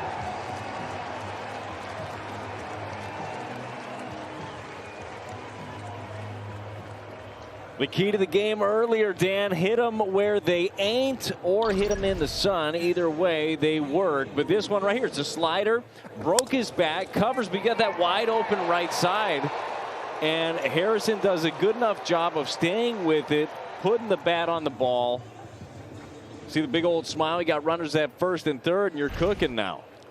Think about it. If you're Marcus Stroman, you've had what should have been a caught ball at first, and then that little ground ball. Nothing to show for it. Well, it's kind of been the story of the season for the Mets right now, right? Their starting pitching has been pretty good overall, but haven't had a ton to show for it. The offense just kind of hasn't been there. I know this about Stroman, though. He's a pitch away from a ground ball double play, so. Kisner fouls it back. Mets with the corners in, up the middle, they're back.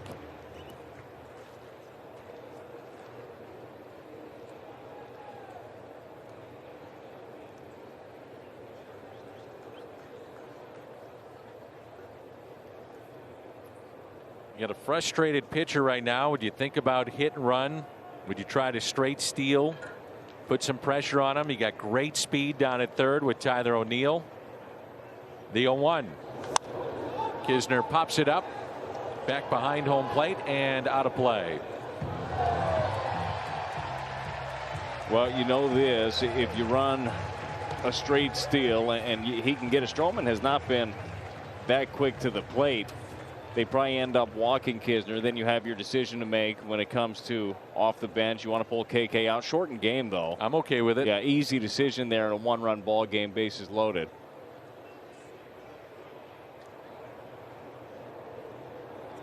McCann is 4 of 14 in base stealers, catching them, and the 0-2 pitch to Kisner.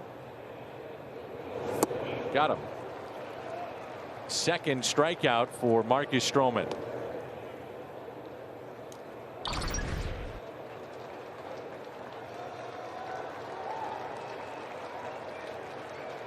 Matt Carpenter will be called off the bench and pinch hitting for Kim. Helsley for St. Louis continues to throw.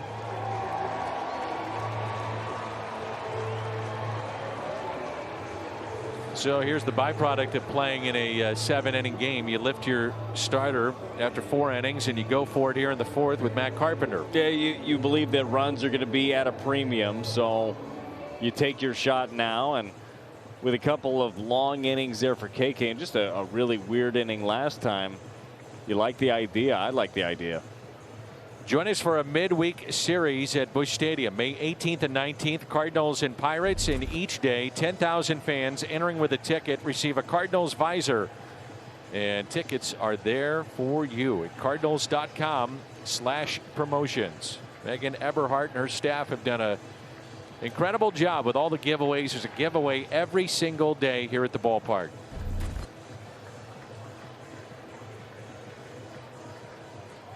So a quick visit to go over the scouting report once again of Matt Carpenter. Shift on the right side.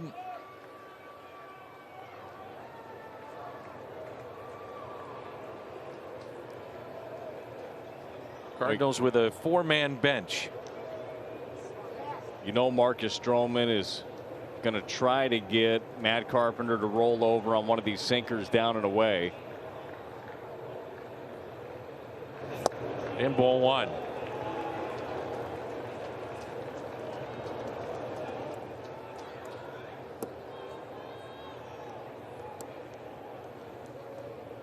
Carpenter with 5 pinch hit home runs in his career, 2 coming this year in back-to-back games.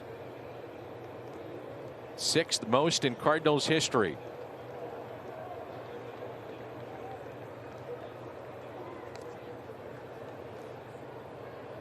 Runner goes on the 1-0. Throw, no throw. Stolen base.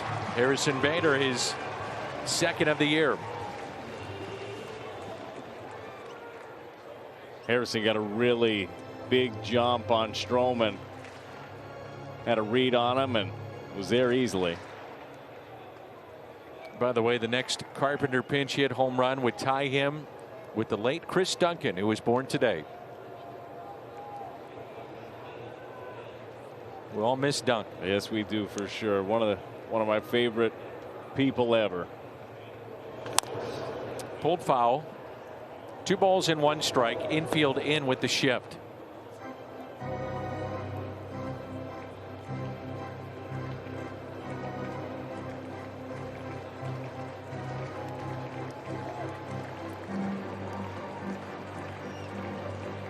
Well, if you thought Marcus Stroman was upset on a play that wasn't made because of the sun and then a ground ball through the right side that was wide open, wait until Matt Carpenter covers one of these pitches away and hits it right through that wide open left side.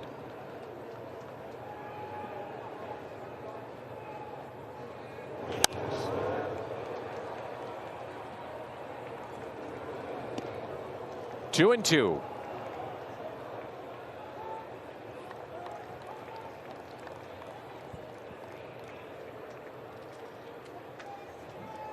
Cardinals are 1 for 3 today with runners in scoring position, 3 for 7 thus far in the series.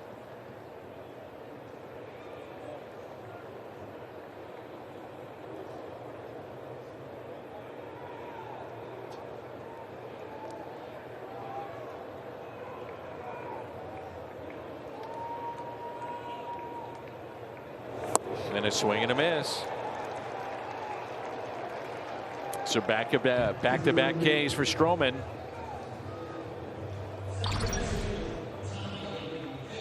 It's that really good tight slider down and in. It's a dangerous pitch to Matt Carpenter if this thing catches any of the plate. That's the pitch that he could just get under and hook into the seats. And the Cardinals need a 2-out hit from Tommy Edman. He's grounded out to second. Also struck out swinging in the third. Stroman with 3 strikeouts. Second and third. Shift on. Strike 1.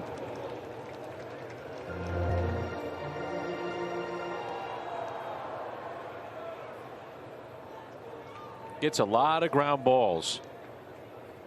Second in baseball, 60% ground ball rate. It's a ground ball, but off his foot.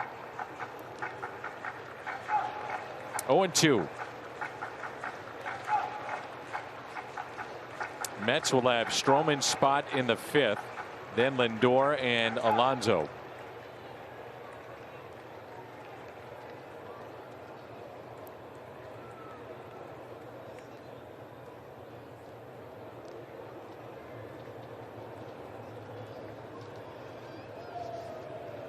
The 0-2.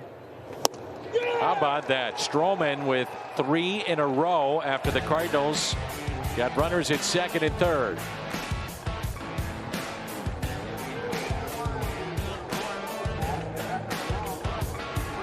Ryan Helsley, the BJC Healthcare difference maker, 10 and a third in his last 10 appearances, 5 hits, a run, 12 strikeouts. Mike Schilt telling us the other day that the injury to Hicks, role of Helsley even grows with more importance here. It should, for sure, because the way that he's throwing the ball right now, he's extremely confident. I love what he's been doing with his off speed lately. He's throwing the slider, throwing the curveball, throwing the changeup to the lefties for strikes. So Chevy called the bullpen. Ryan Helsley, his 14th game. He's looked really good.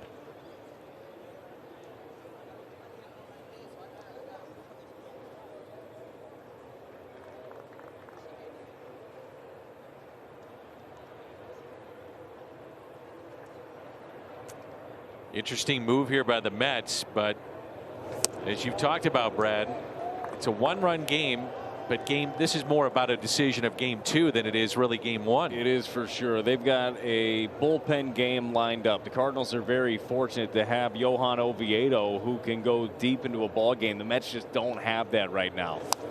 They've recalled Jordan Yamamoto. Cardinal fans might remember him from the Marlins. He made his first 2 starts against the Cardinals, and he did really well. 7 scoreless in both of those. He'll be in the bullpen. You're sure to see him at some point during that ball game. But they're going to have to use a little bit of everybody. That's why they'd stick with Stroman here.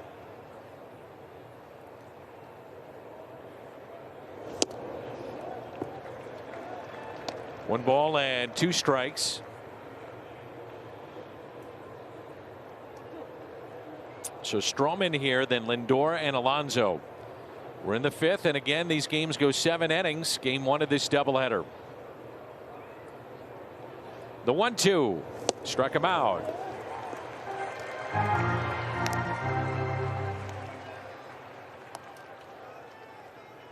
Shortstop, Francisco Lindor.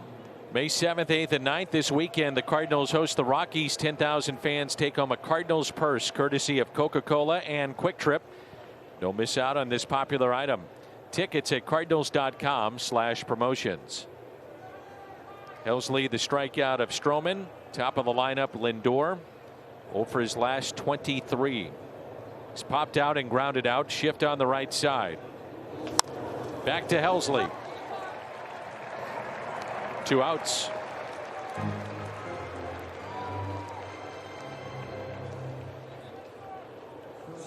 Pete Alonso. This becomes, with time running out for the Mets, a huge at bat in the ball game, with Pete Alonso coming up and 2 outs, nobody on, but we know he could tie this game up very easily. Well, you know, you got to be careful, right? You got to be able to execute pitches. He showed early in this ball game, first inning, shot a laser to right field on a slider. He's a fun young player.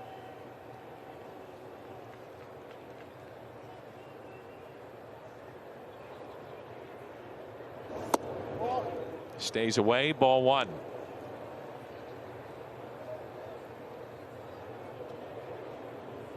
For me, that's where I'm going to make Pete Alonso beat me. I know that he's got power to all fields, but I'm going to stay away. I don't want him to be able to pull. If I go in, it's going to be more so for effect than anything else. It's 1 for 2 today.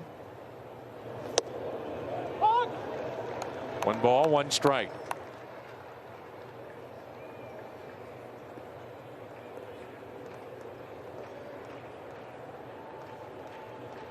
His base hit was to right field. Outfield is shading him that way to right. Infield playing him to pull. The 1-1. It's a good pitch. It's in off the plate for effect. He can set up that outer half a little bit more. Go fastball in, slider away again, maybe.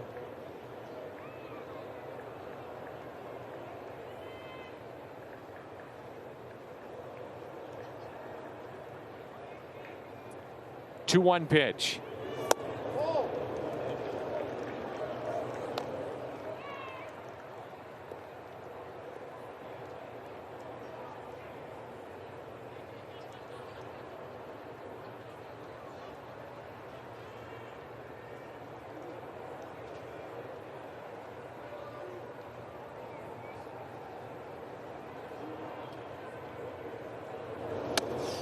Up and in.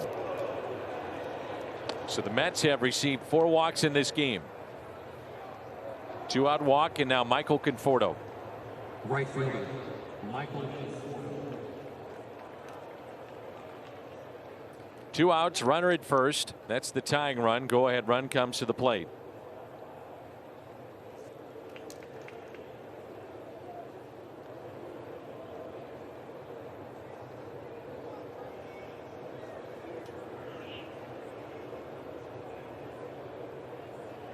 Conforto has been on base twice with a pair of walks. First pitch is strike. Shift on the right side. Tommy Edman on the outfield grass in right.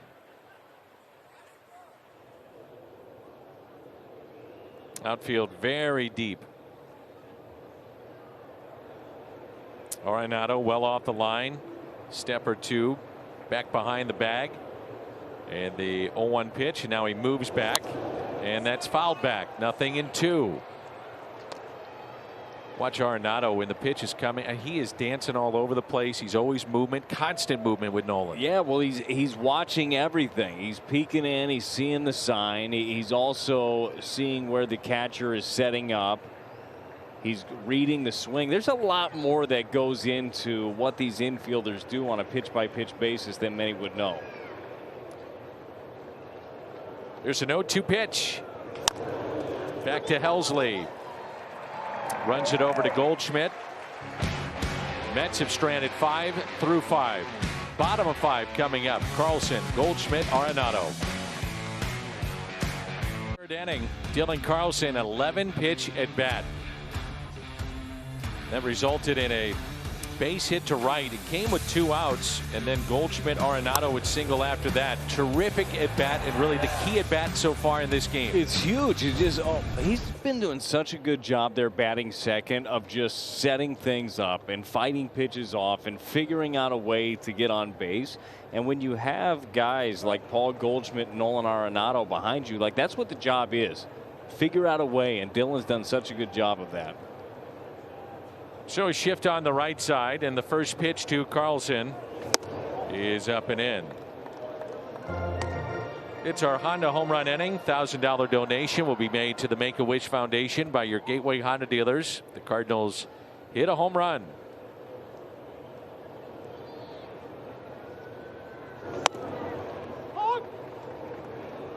I am interested in what the umpires have to say about the situation with Kim and the interpreter and the multiple visits.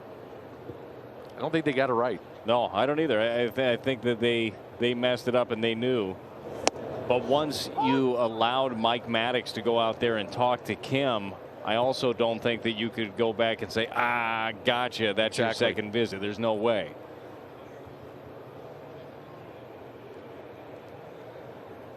There's a 1-2.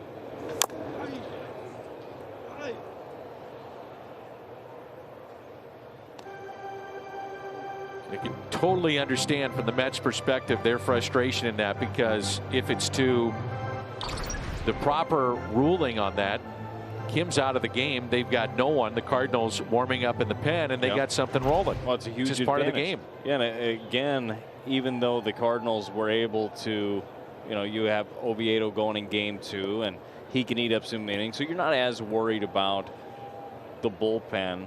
It still puts you at some sort of an advantage. You don't know. Kim could go on a run right there and then throw 3 more innings. And I think to the greater point is, you have the interpreter go out there, and who's to say that Mike Maddox, Mike Schilt don't notice something and say, hey, while you're out there, go ahead and tell them this. And that's the problem. It's a competitive advantage with that. Yeah. Look, if that were allowed to have the trainer go out for, or I'm sorry, the interpreter go out for the regular meeting between the catcher and the infield, you'd be planting seeds all the time. Absolutely. Shift on the right side in a 1-2 pitch. Swing and a miss by Carlson, and Stroman now is struck out 4 in a row.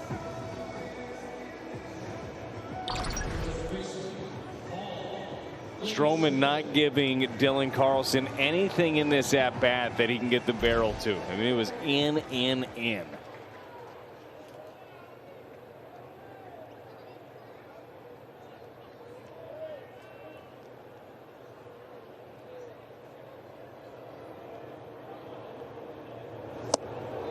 Goldschmidt is swing and a miss.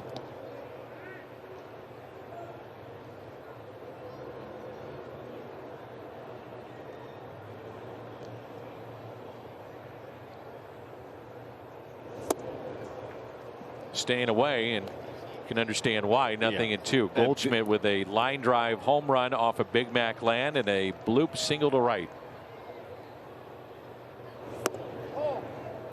Stroman going at him with that disappearing slider down the way, and you're right, those 2 at bats polar opposites, right? Knocks the light of the Big Mac land out. He catches him looking there with that one.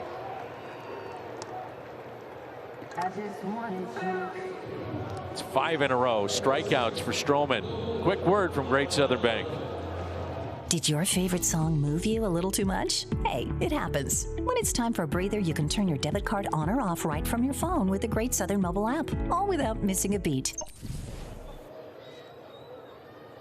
Nolan Arenado 2 for 2. Base hit to right, base hit to center. That brought in Carlson. Made it 2-1. That's where we stand right now. Fastball taken low.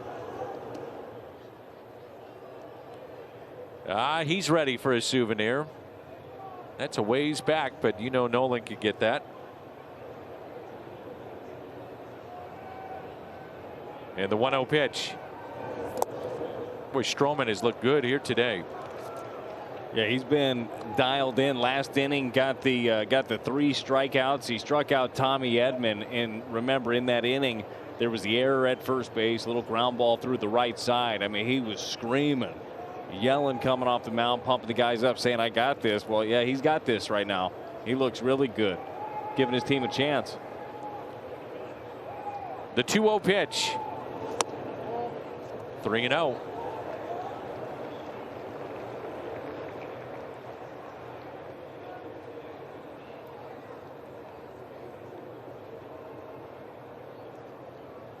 Turn him loose on 3-0. Here it comes. 3-1.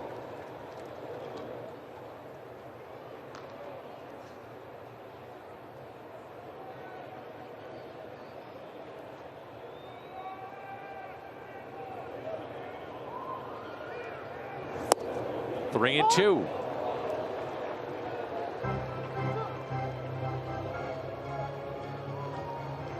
He has struck out 6 in this game and 5 in a row. 3-2. Put in play by Nolan Arenado to short. Lindor up with it. And safe at first is Nolan Arenado.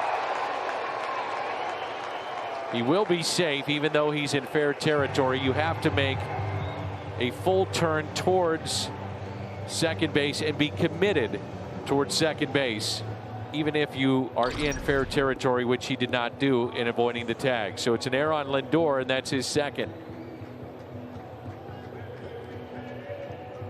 Lindor had plenty of time on this play, just airs it out. You have to make the commitment going towards second base, as the tag was applied by Alonso, but Nolan is safe at first. Yeah, all Nolan is trying to do there is just avoid the tag quickly.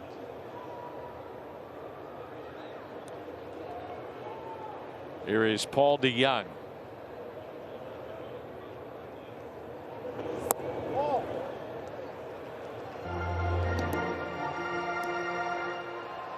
All kinds of rules in the game of baseball.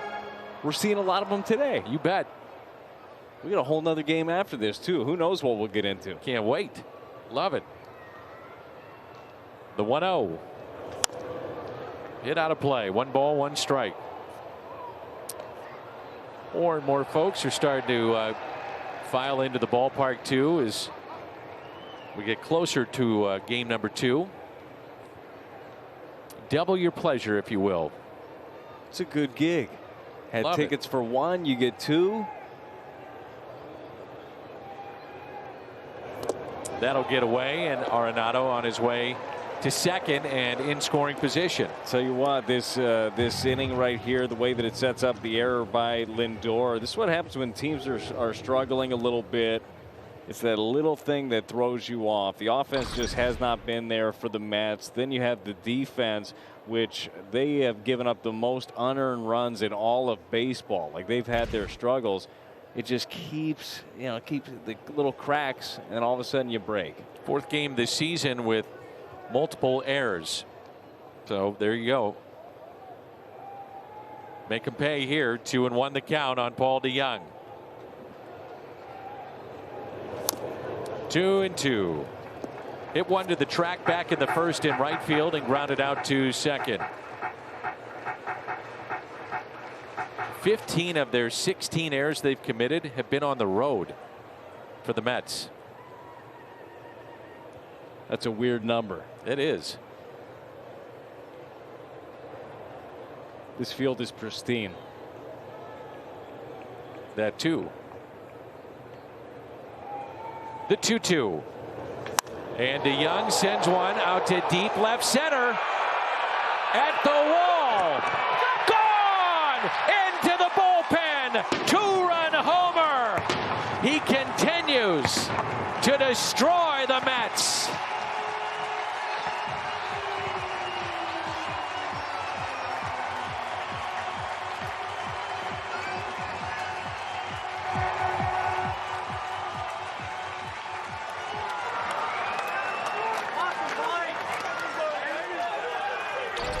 Marcus Stroman, the batter beforehand. He makes his pitch, gets his ground ball. It doesn't happen. It does happen here for Paul DeJong. Gets a slider and drives it out of the ballpark. Cardinals with a 3-run lead. That was huge right there. Here's O'Neill. 22 games. 10 home runs, 11 doubles for Paul DeJong against the Mets. And DeJong puts up another $1,000 for the Make-A-Wish Foundation, donated by your Gateway Honda dealers. It's incredible numbers. Minimum 85 plate appearances. He's got that against the Mets. The highest slugging percentage ever against the Mets, Paul DeJong.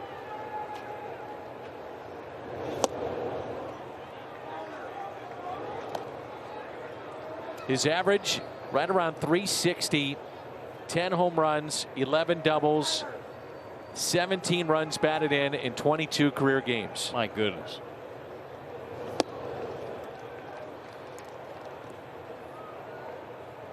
Something about the Metropolitans, Dan. Telling you.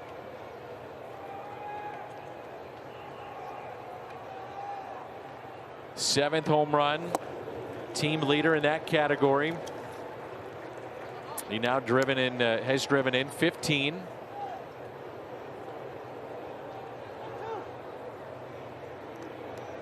And the air by Lindor looms large. And a walk to Tyler O'Neill.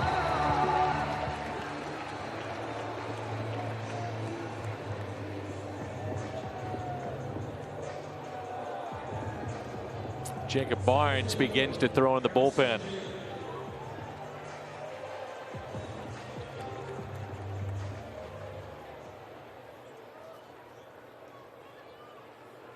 It was DeYoung's first home run at home this year.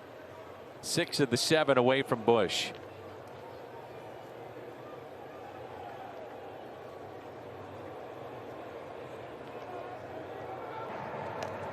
His home runs have seemed to be in really big spots too. Just tight ball games where you've needed it.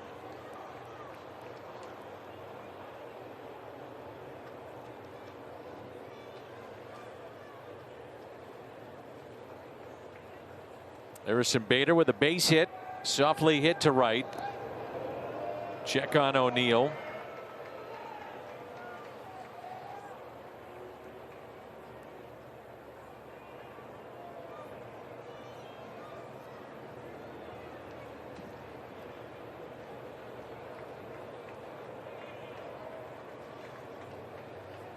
Stroman is allowed 2 home runs today.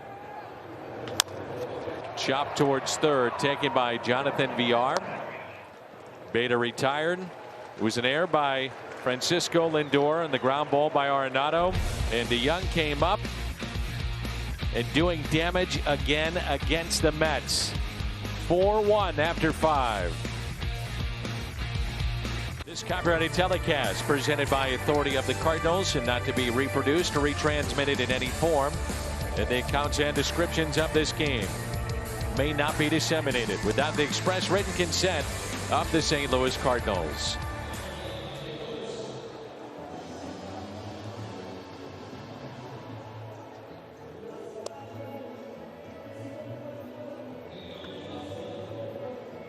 Chevy called to the pen. Giovanni Gallegos. Couple of changes here for the Cardinals. His numbers in 14 games. Also, Justin Williams takes over for Dylan Carlson and right. Remember that foul ball that he had when he was at the plate off his shin or his foot. He's going to battle the sun right now. This is when it's at its worst for a right fielder. Right around 6 o'clock, 6:30. 6:20 right now here in the Midwest. That's something too. If you started out there and you've been dealing with it the whole game, you kind of adjust to it a little bit. Going to be quite the challenge for Justin Williams just getting thrust out there. Here's Kevin Pillar. First pitch is strike.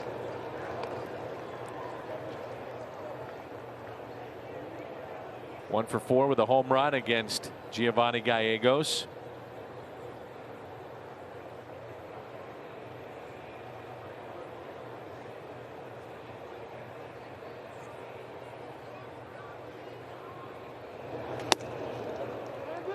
Did not go. 1 ball, 1 strike.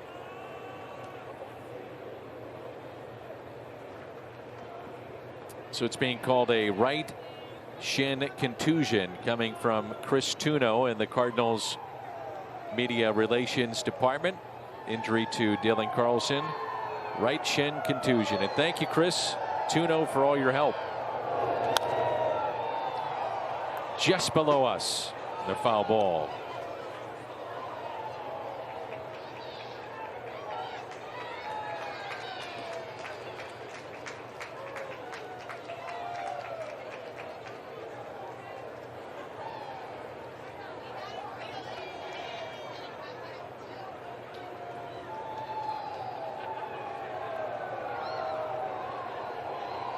And the 1-2 pitch.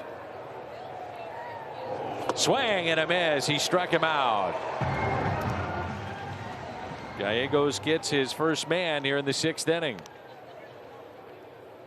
Gio just goes back to the invisible, the slider that we see the funkiest swings off of right here. Pilar misses this thing by about 8 inches. Whew, that's dirty.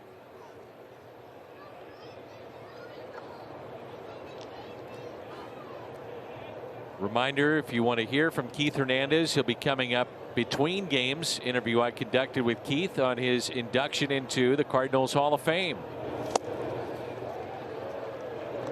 A swing and a miss by McNeil.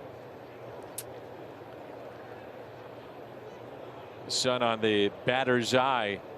Jim Edmonds always talks about that, the sun with the batter's eye, you know, and how tough it is coming out of the pitcher's hand, but then the background, the batter's eye with the sun that hits that. That could be very, very difficult.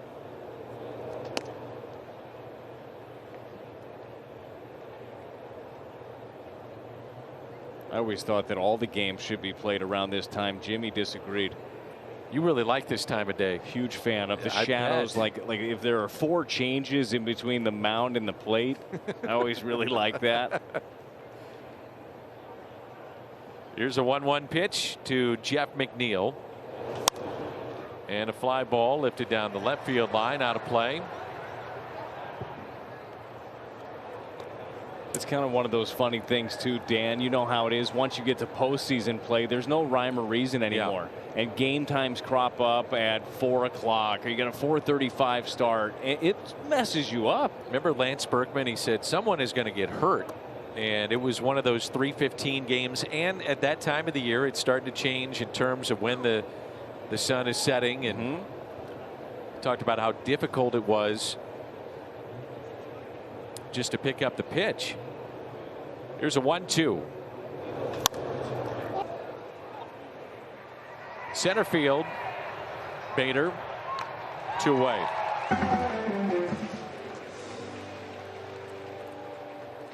Hey, who's ready for discounted Cardinals tickets? I know you are, so get 8 or more gallons of gas at a participating station using my Phillips 66 app and get up to 50% off on Cardinals tickets.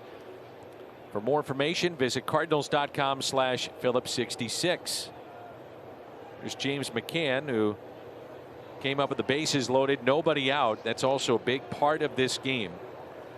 KK, it had been a start and a stop and a start and a stop because of the rules and looking at replay, but he got him to ground out to third base, Arenado, and then back-to-back strikeouts. Huge plays in this game. It was big. A couple of walks. You only cash in 1 run.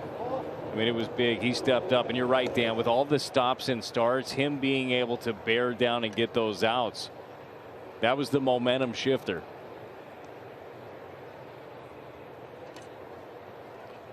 Want to know the count? Cardinals in the home half of the 6th. We'll have Kisner, Williams, and Edman coming up. Here's a 1-0 pitch to James McCann. Fouled back. Part of the ceremony before our first pitch. Many of you may be at school or work, but they unveiled on the wall the Hall of Fame with Keith Hernandez on that. Jim Edmonds pulled down the wrapping that was covering that. Brian Finch of the Cardinals Hall of Fame and Museum, the team historian, had a nice visit with Keith on the video board, and really cool to see. And you'll hear more from Keith Hernandez between games. Here's a 1-1. 1-2. Say it all the time too. If you're coming down to the ballpark, stop by the Cardinals Hall of Fame and Museum. And there it is, Keith Hernandez, the unveiling there. And Brian Finch will be there to greet you with a smile and say hello and give you a history lesson. The museum too, it's one of those ones where you have to go back multiple times to like catch everything. You miss something. I mean, there's all the pull-out drawers. I mean, there's so much stuff. Put on the gloves. You got an Ozzie Smith bat, Stan the Man, Lou Brock. Very cool. And right now there's an exhibit of the 10-year anniversary of the 2011 team. The Shredder got half of David Freese's jersey from that famous night. The other half went to Cooperstown. One half stayed here. Well, they reunited lovingly together the uniform. Oh, it feels so good, Dan. It does. the scorecard from that night.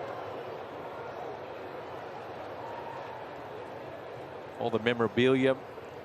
There are over, and I think now at last check, like 23,000 items that have been procured by the DeWitt family and the Cardinals. Not all are on display, obviously, but over 23 items, 3,000 items of baseball history and Cardinal history has been obtained by the family. 2-2 pitch. Fouled back.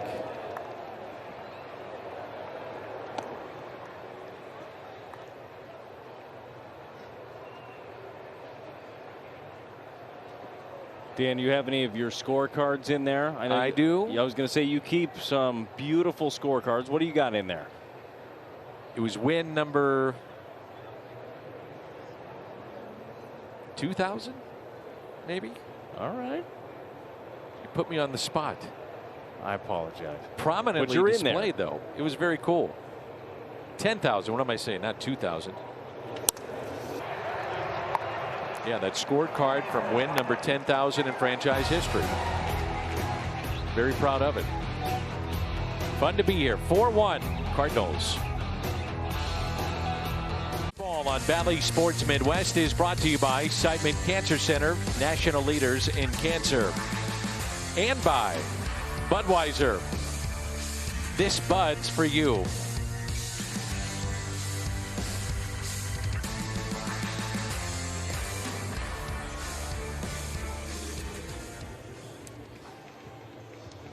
Jacob Barnes, Chevy called to the pen, and the right-hander is in. We saw him in game 1. 7 innings this year, and the 6.43 ERA. Kisner, Williams, and Tommy Edman. Cardinals leading by the score of 4-1 in the home half of the 6th. We've had so much fun, we're going to do it again. Game 2 is coming up. I dig the 7-inning doubleheaders. I love it. Talked to a lot of fans, and they love it too. Well, I like the back-to-back. I'm not the biggest fan of the 1 o'clock, 7 o'clock, and I get it. You may, bring more people in. Just run them.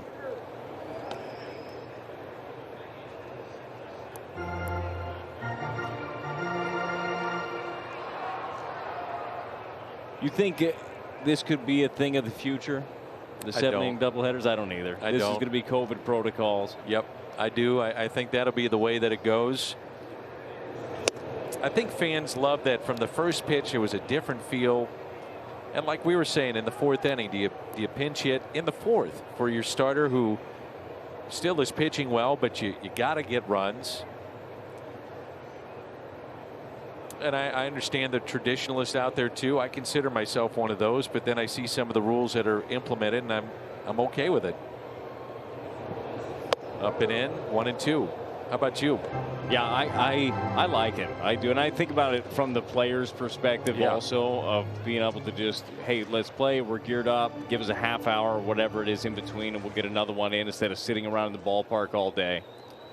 I think if you run a team too, if you're general manager, president of baseball operations, as Kisner lifts a high fly ball into right center, it could be a nightmare. I mean, extra inning games could be a nightmare. We did the game in Arizona, what was 18, 19 innings, and you're going after pitcher after pitcher after pitcher, and you're thinking, how are we going to get through the next day? You missed 4 flights during that. I did, literally. You rebooked 4 times. And I love to keep a nice, clean, neat scorecard. I gave up. That night I gave up. I know you did. Ran out of room. You look like a man defeated, which I was. Very rarely happens. I was done. I had an excuse though. And on my scorecards I can go, if I wanted to split some of the, like your 12th, your 13th inning, I could do that. I had done that.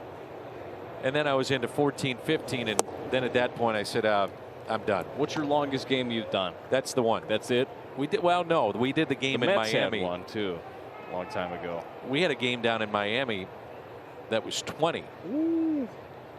And I think it was Fernando Vina that finally got a hit and went 1 for 9 in the game to drive in the winning run. It was to the point that it was a getaway day in Miami, and by law they had to have a new crew come in for the plane to take us home. So then we had to wait for the crew, because you can't have the crew on the plane for a certain amount of time, and the pilots and so on and so forth.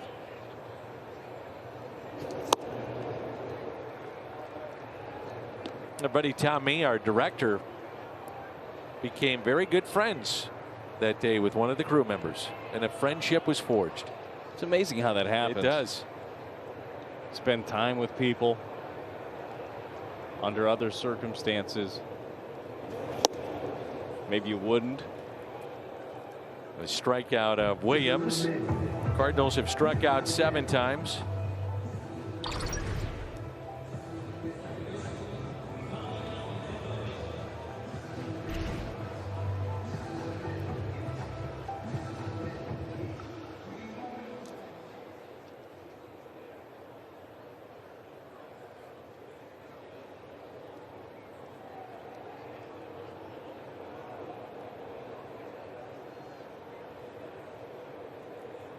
Two outs and nobody on, and a base hit.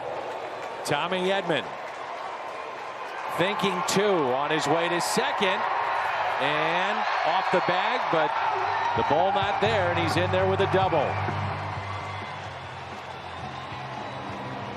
The hustle always day in and day out of Tommy Edman.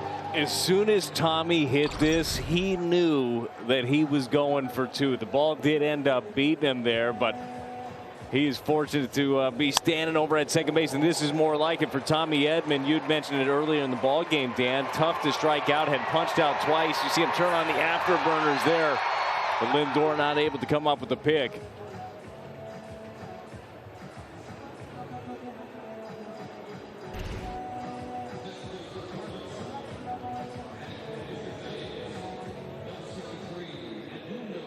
So Edmundo Sosa will pinch hit for Giovanni Gallegos. Cardinals left with the backup catcher Ali Sanchez, and that is it on their bench.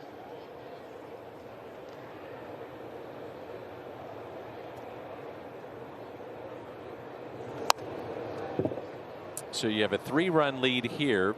If it goes to 4, you may see Cody Whitley. If not, Alex Reyes will come in. Yeah, that's why that ends up being a really big run right there. You're able to keep your closer fresh for another ball game if you could get that big 2-out knock right here.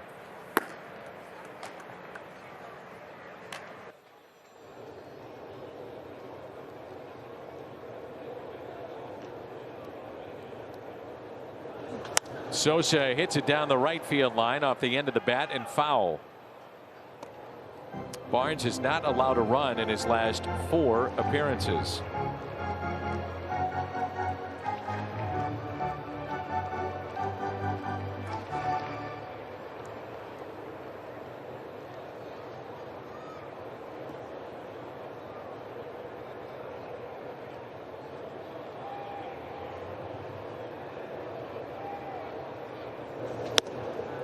And a swing and a miss by Sosa sends us to inning number 7.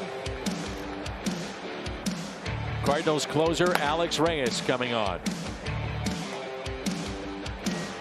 Budweiser plays of the game. That was early on, and a home run off of Big Mac Land off the bat of Paul Goldschmidt.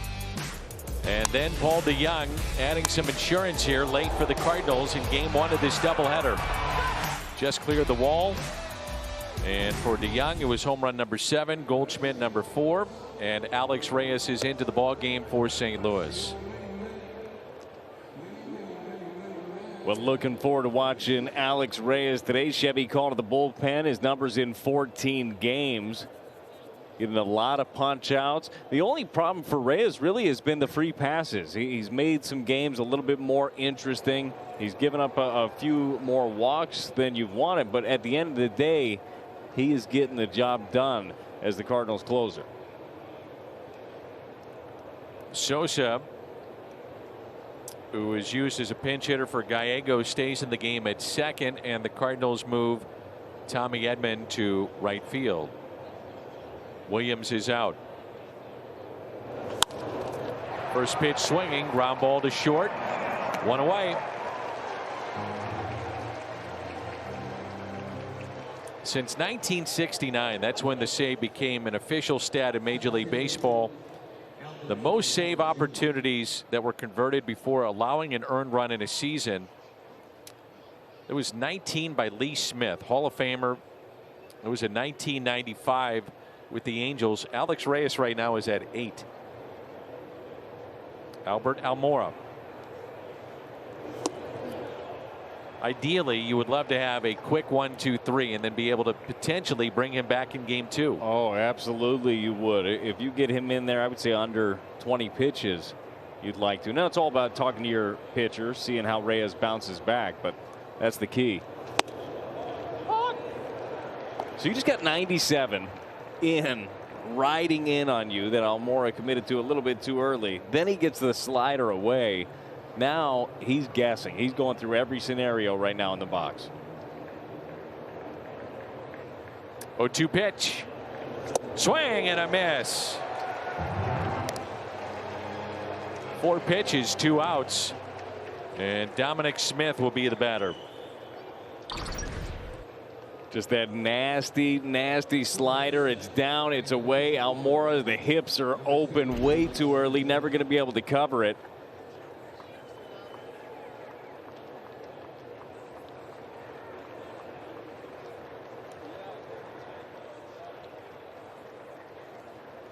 So far, the bullpen has been outstanding for the Cardinals. Ryan Helsley in the 5th.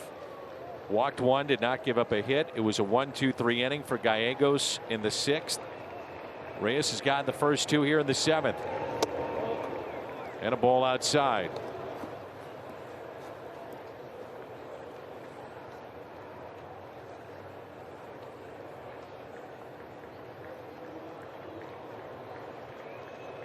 The 1-0. 2 balls and no strikes.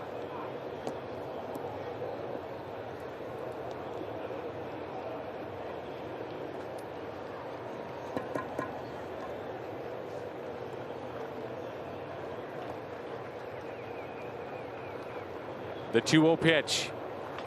Ground ball, fair ball. Goldschmidt takes it, and the Cardinals take game 1 of the doubleheader.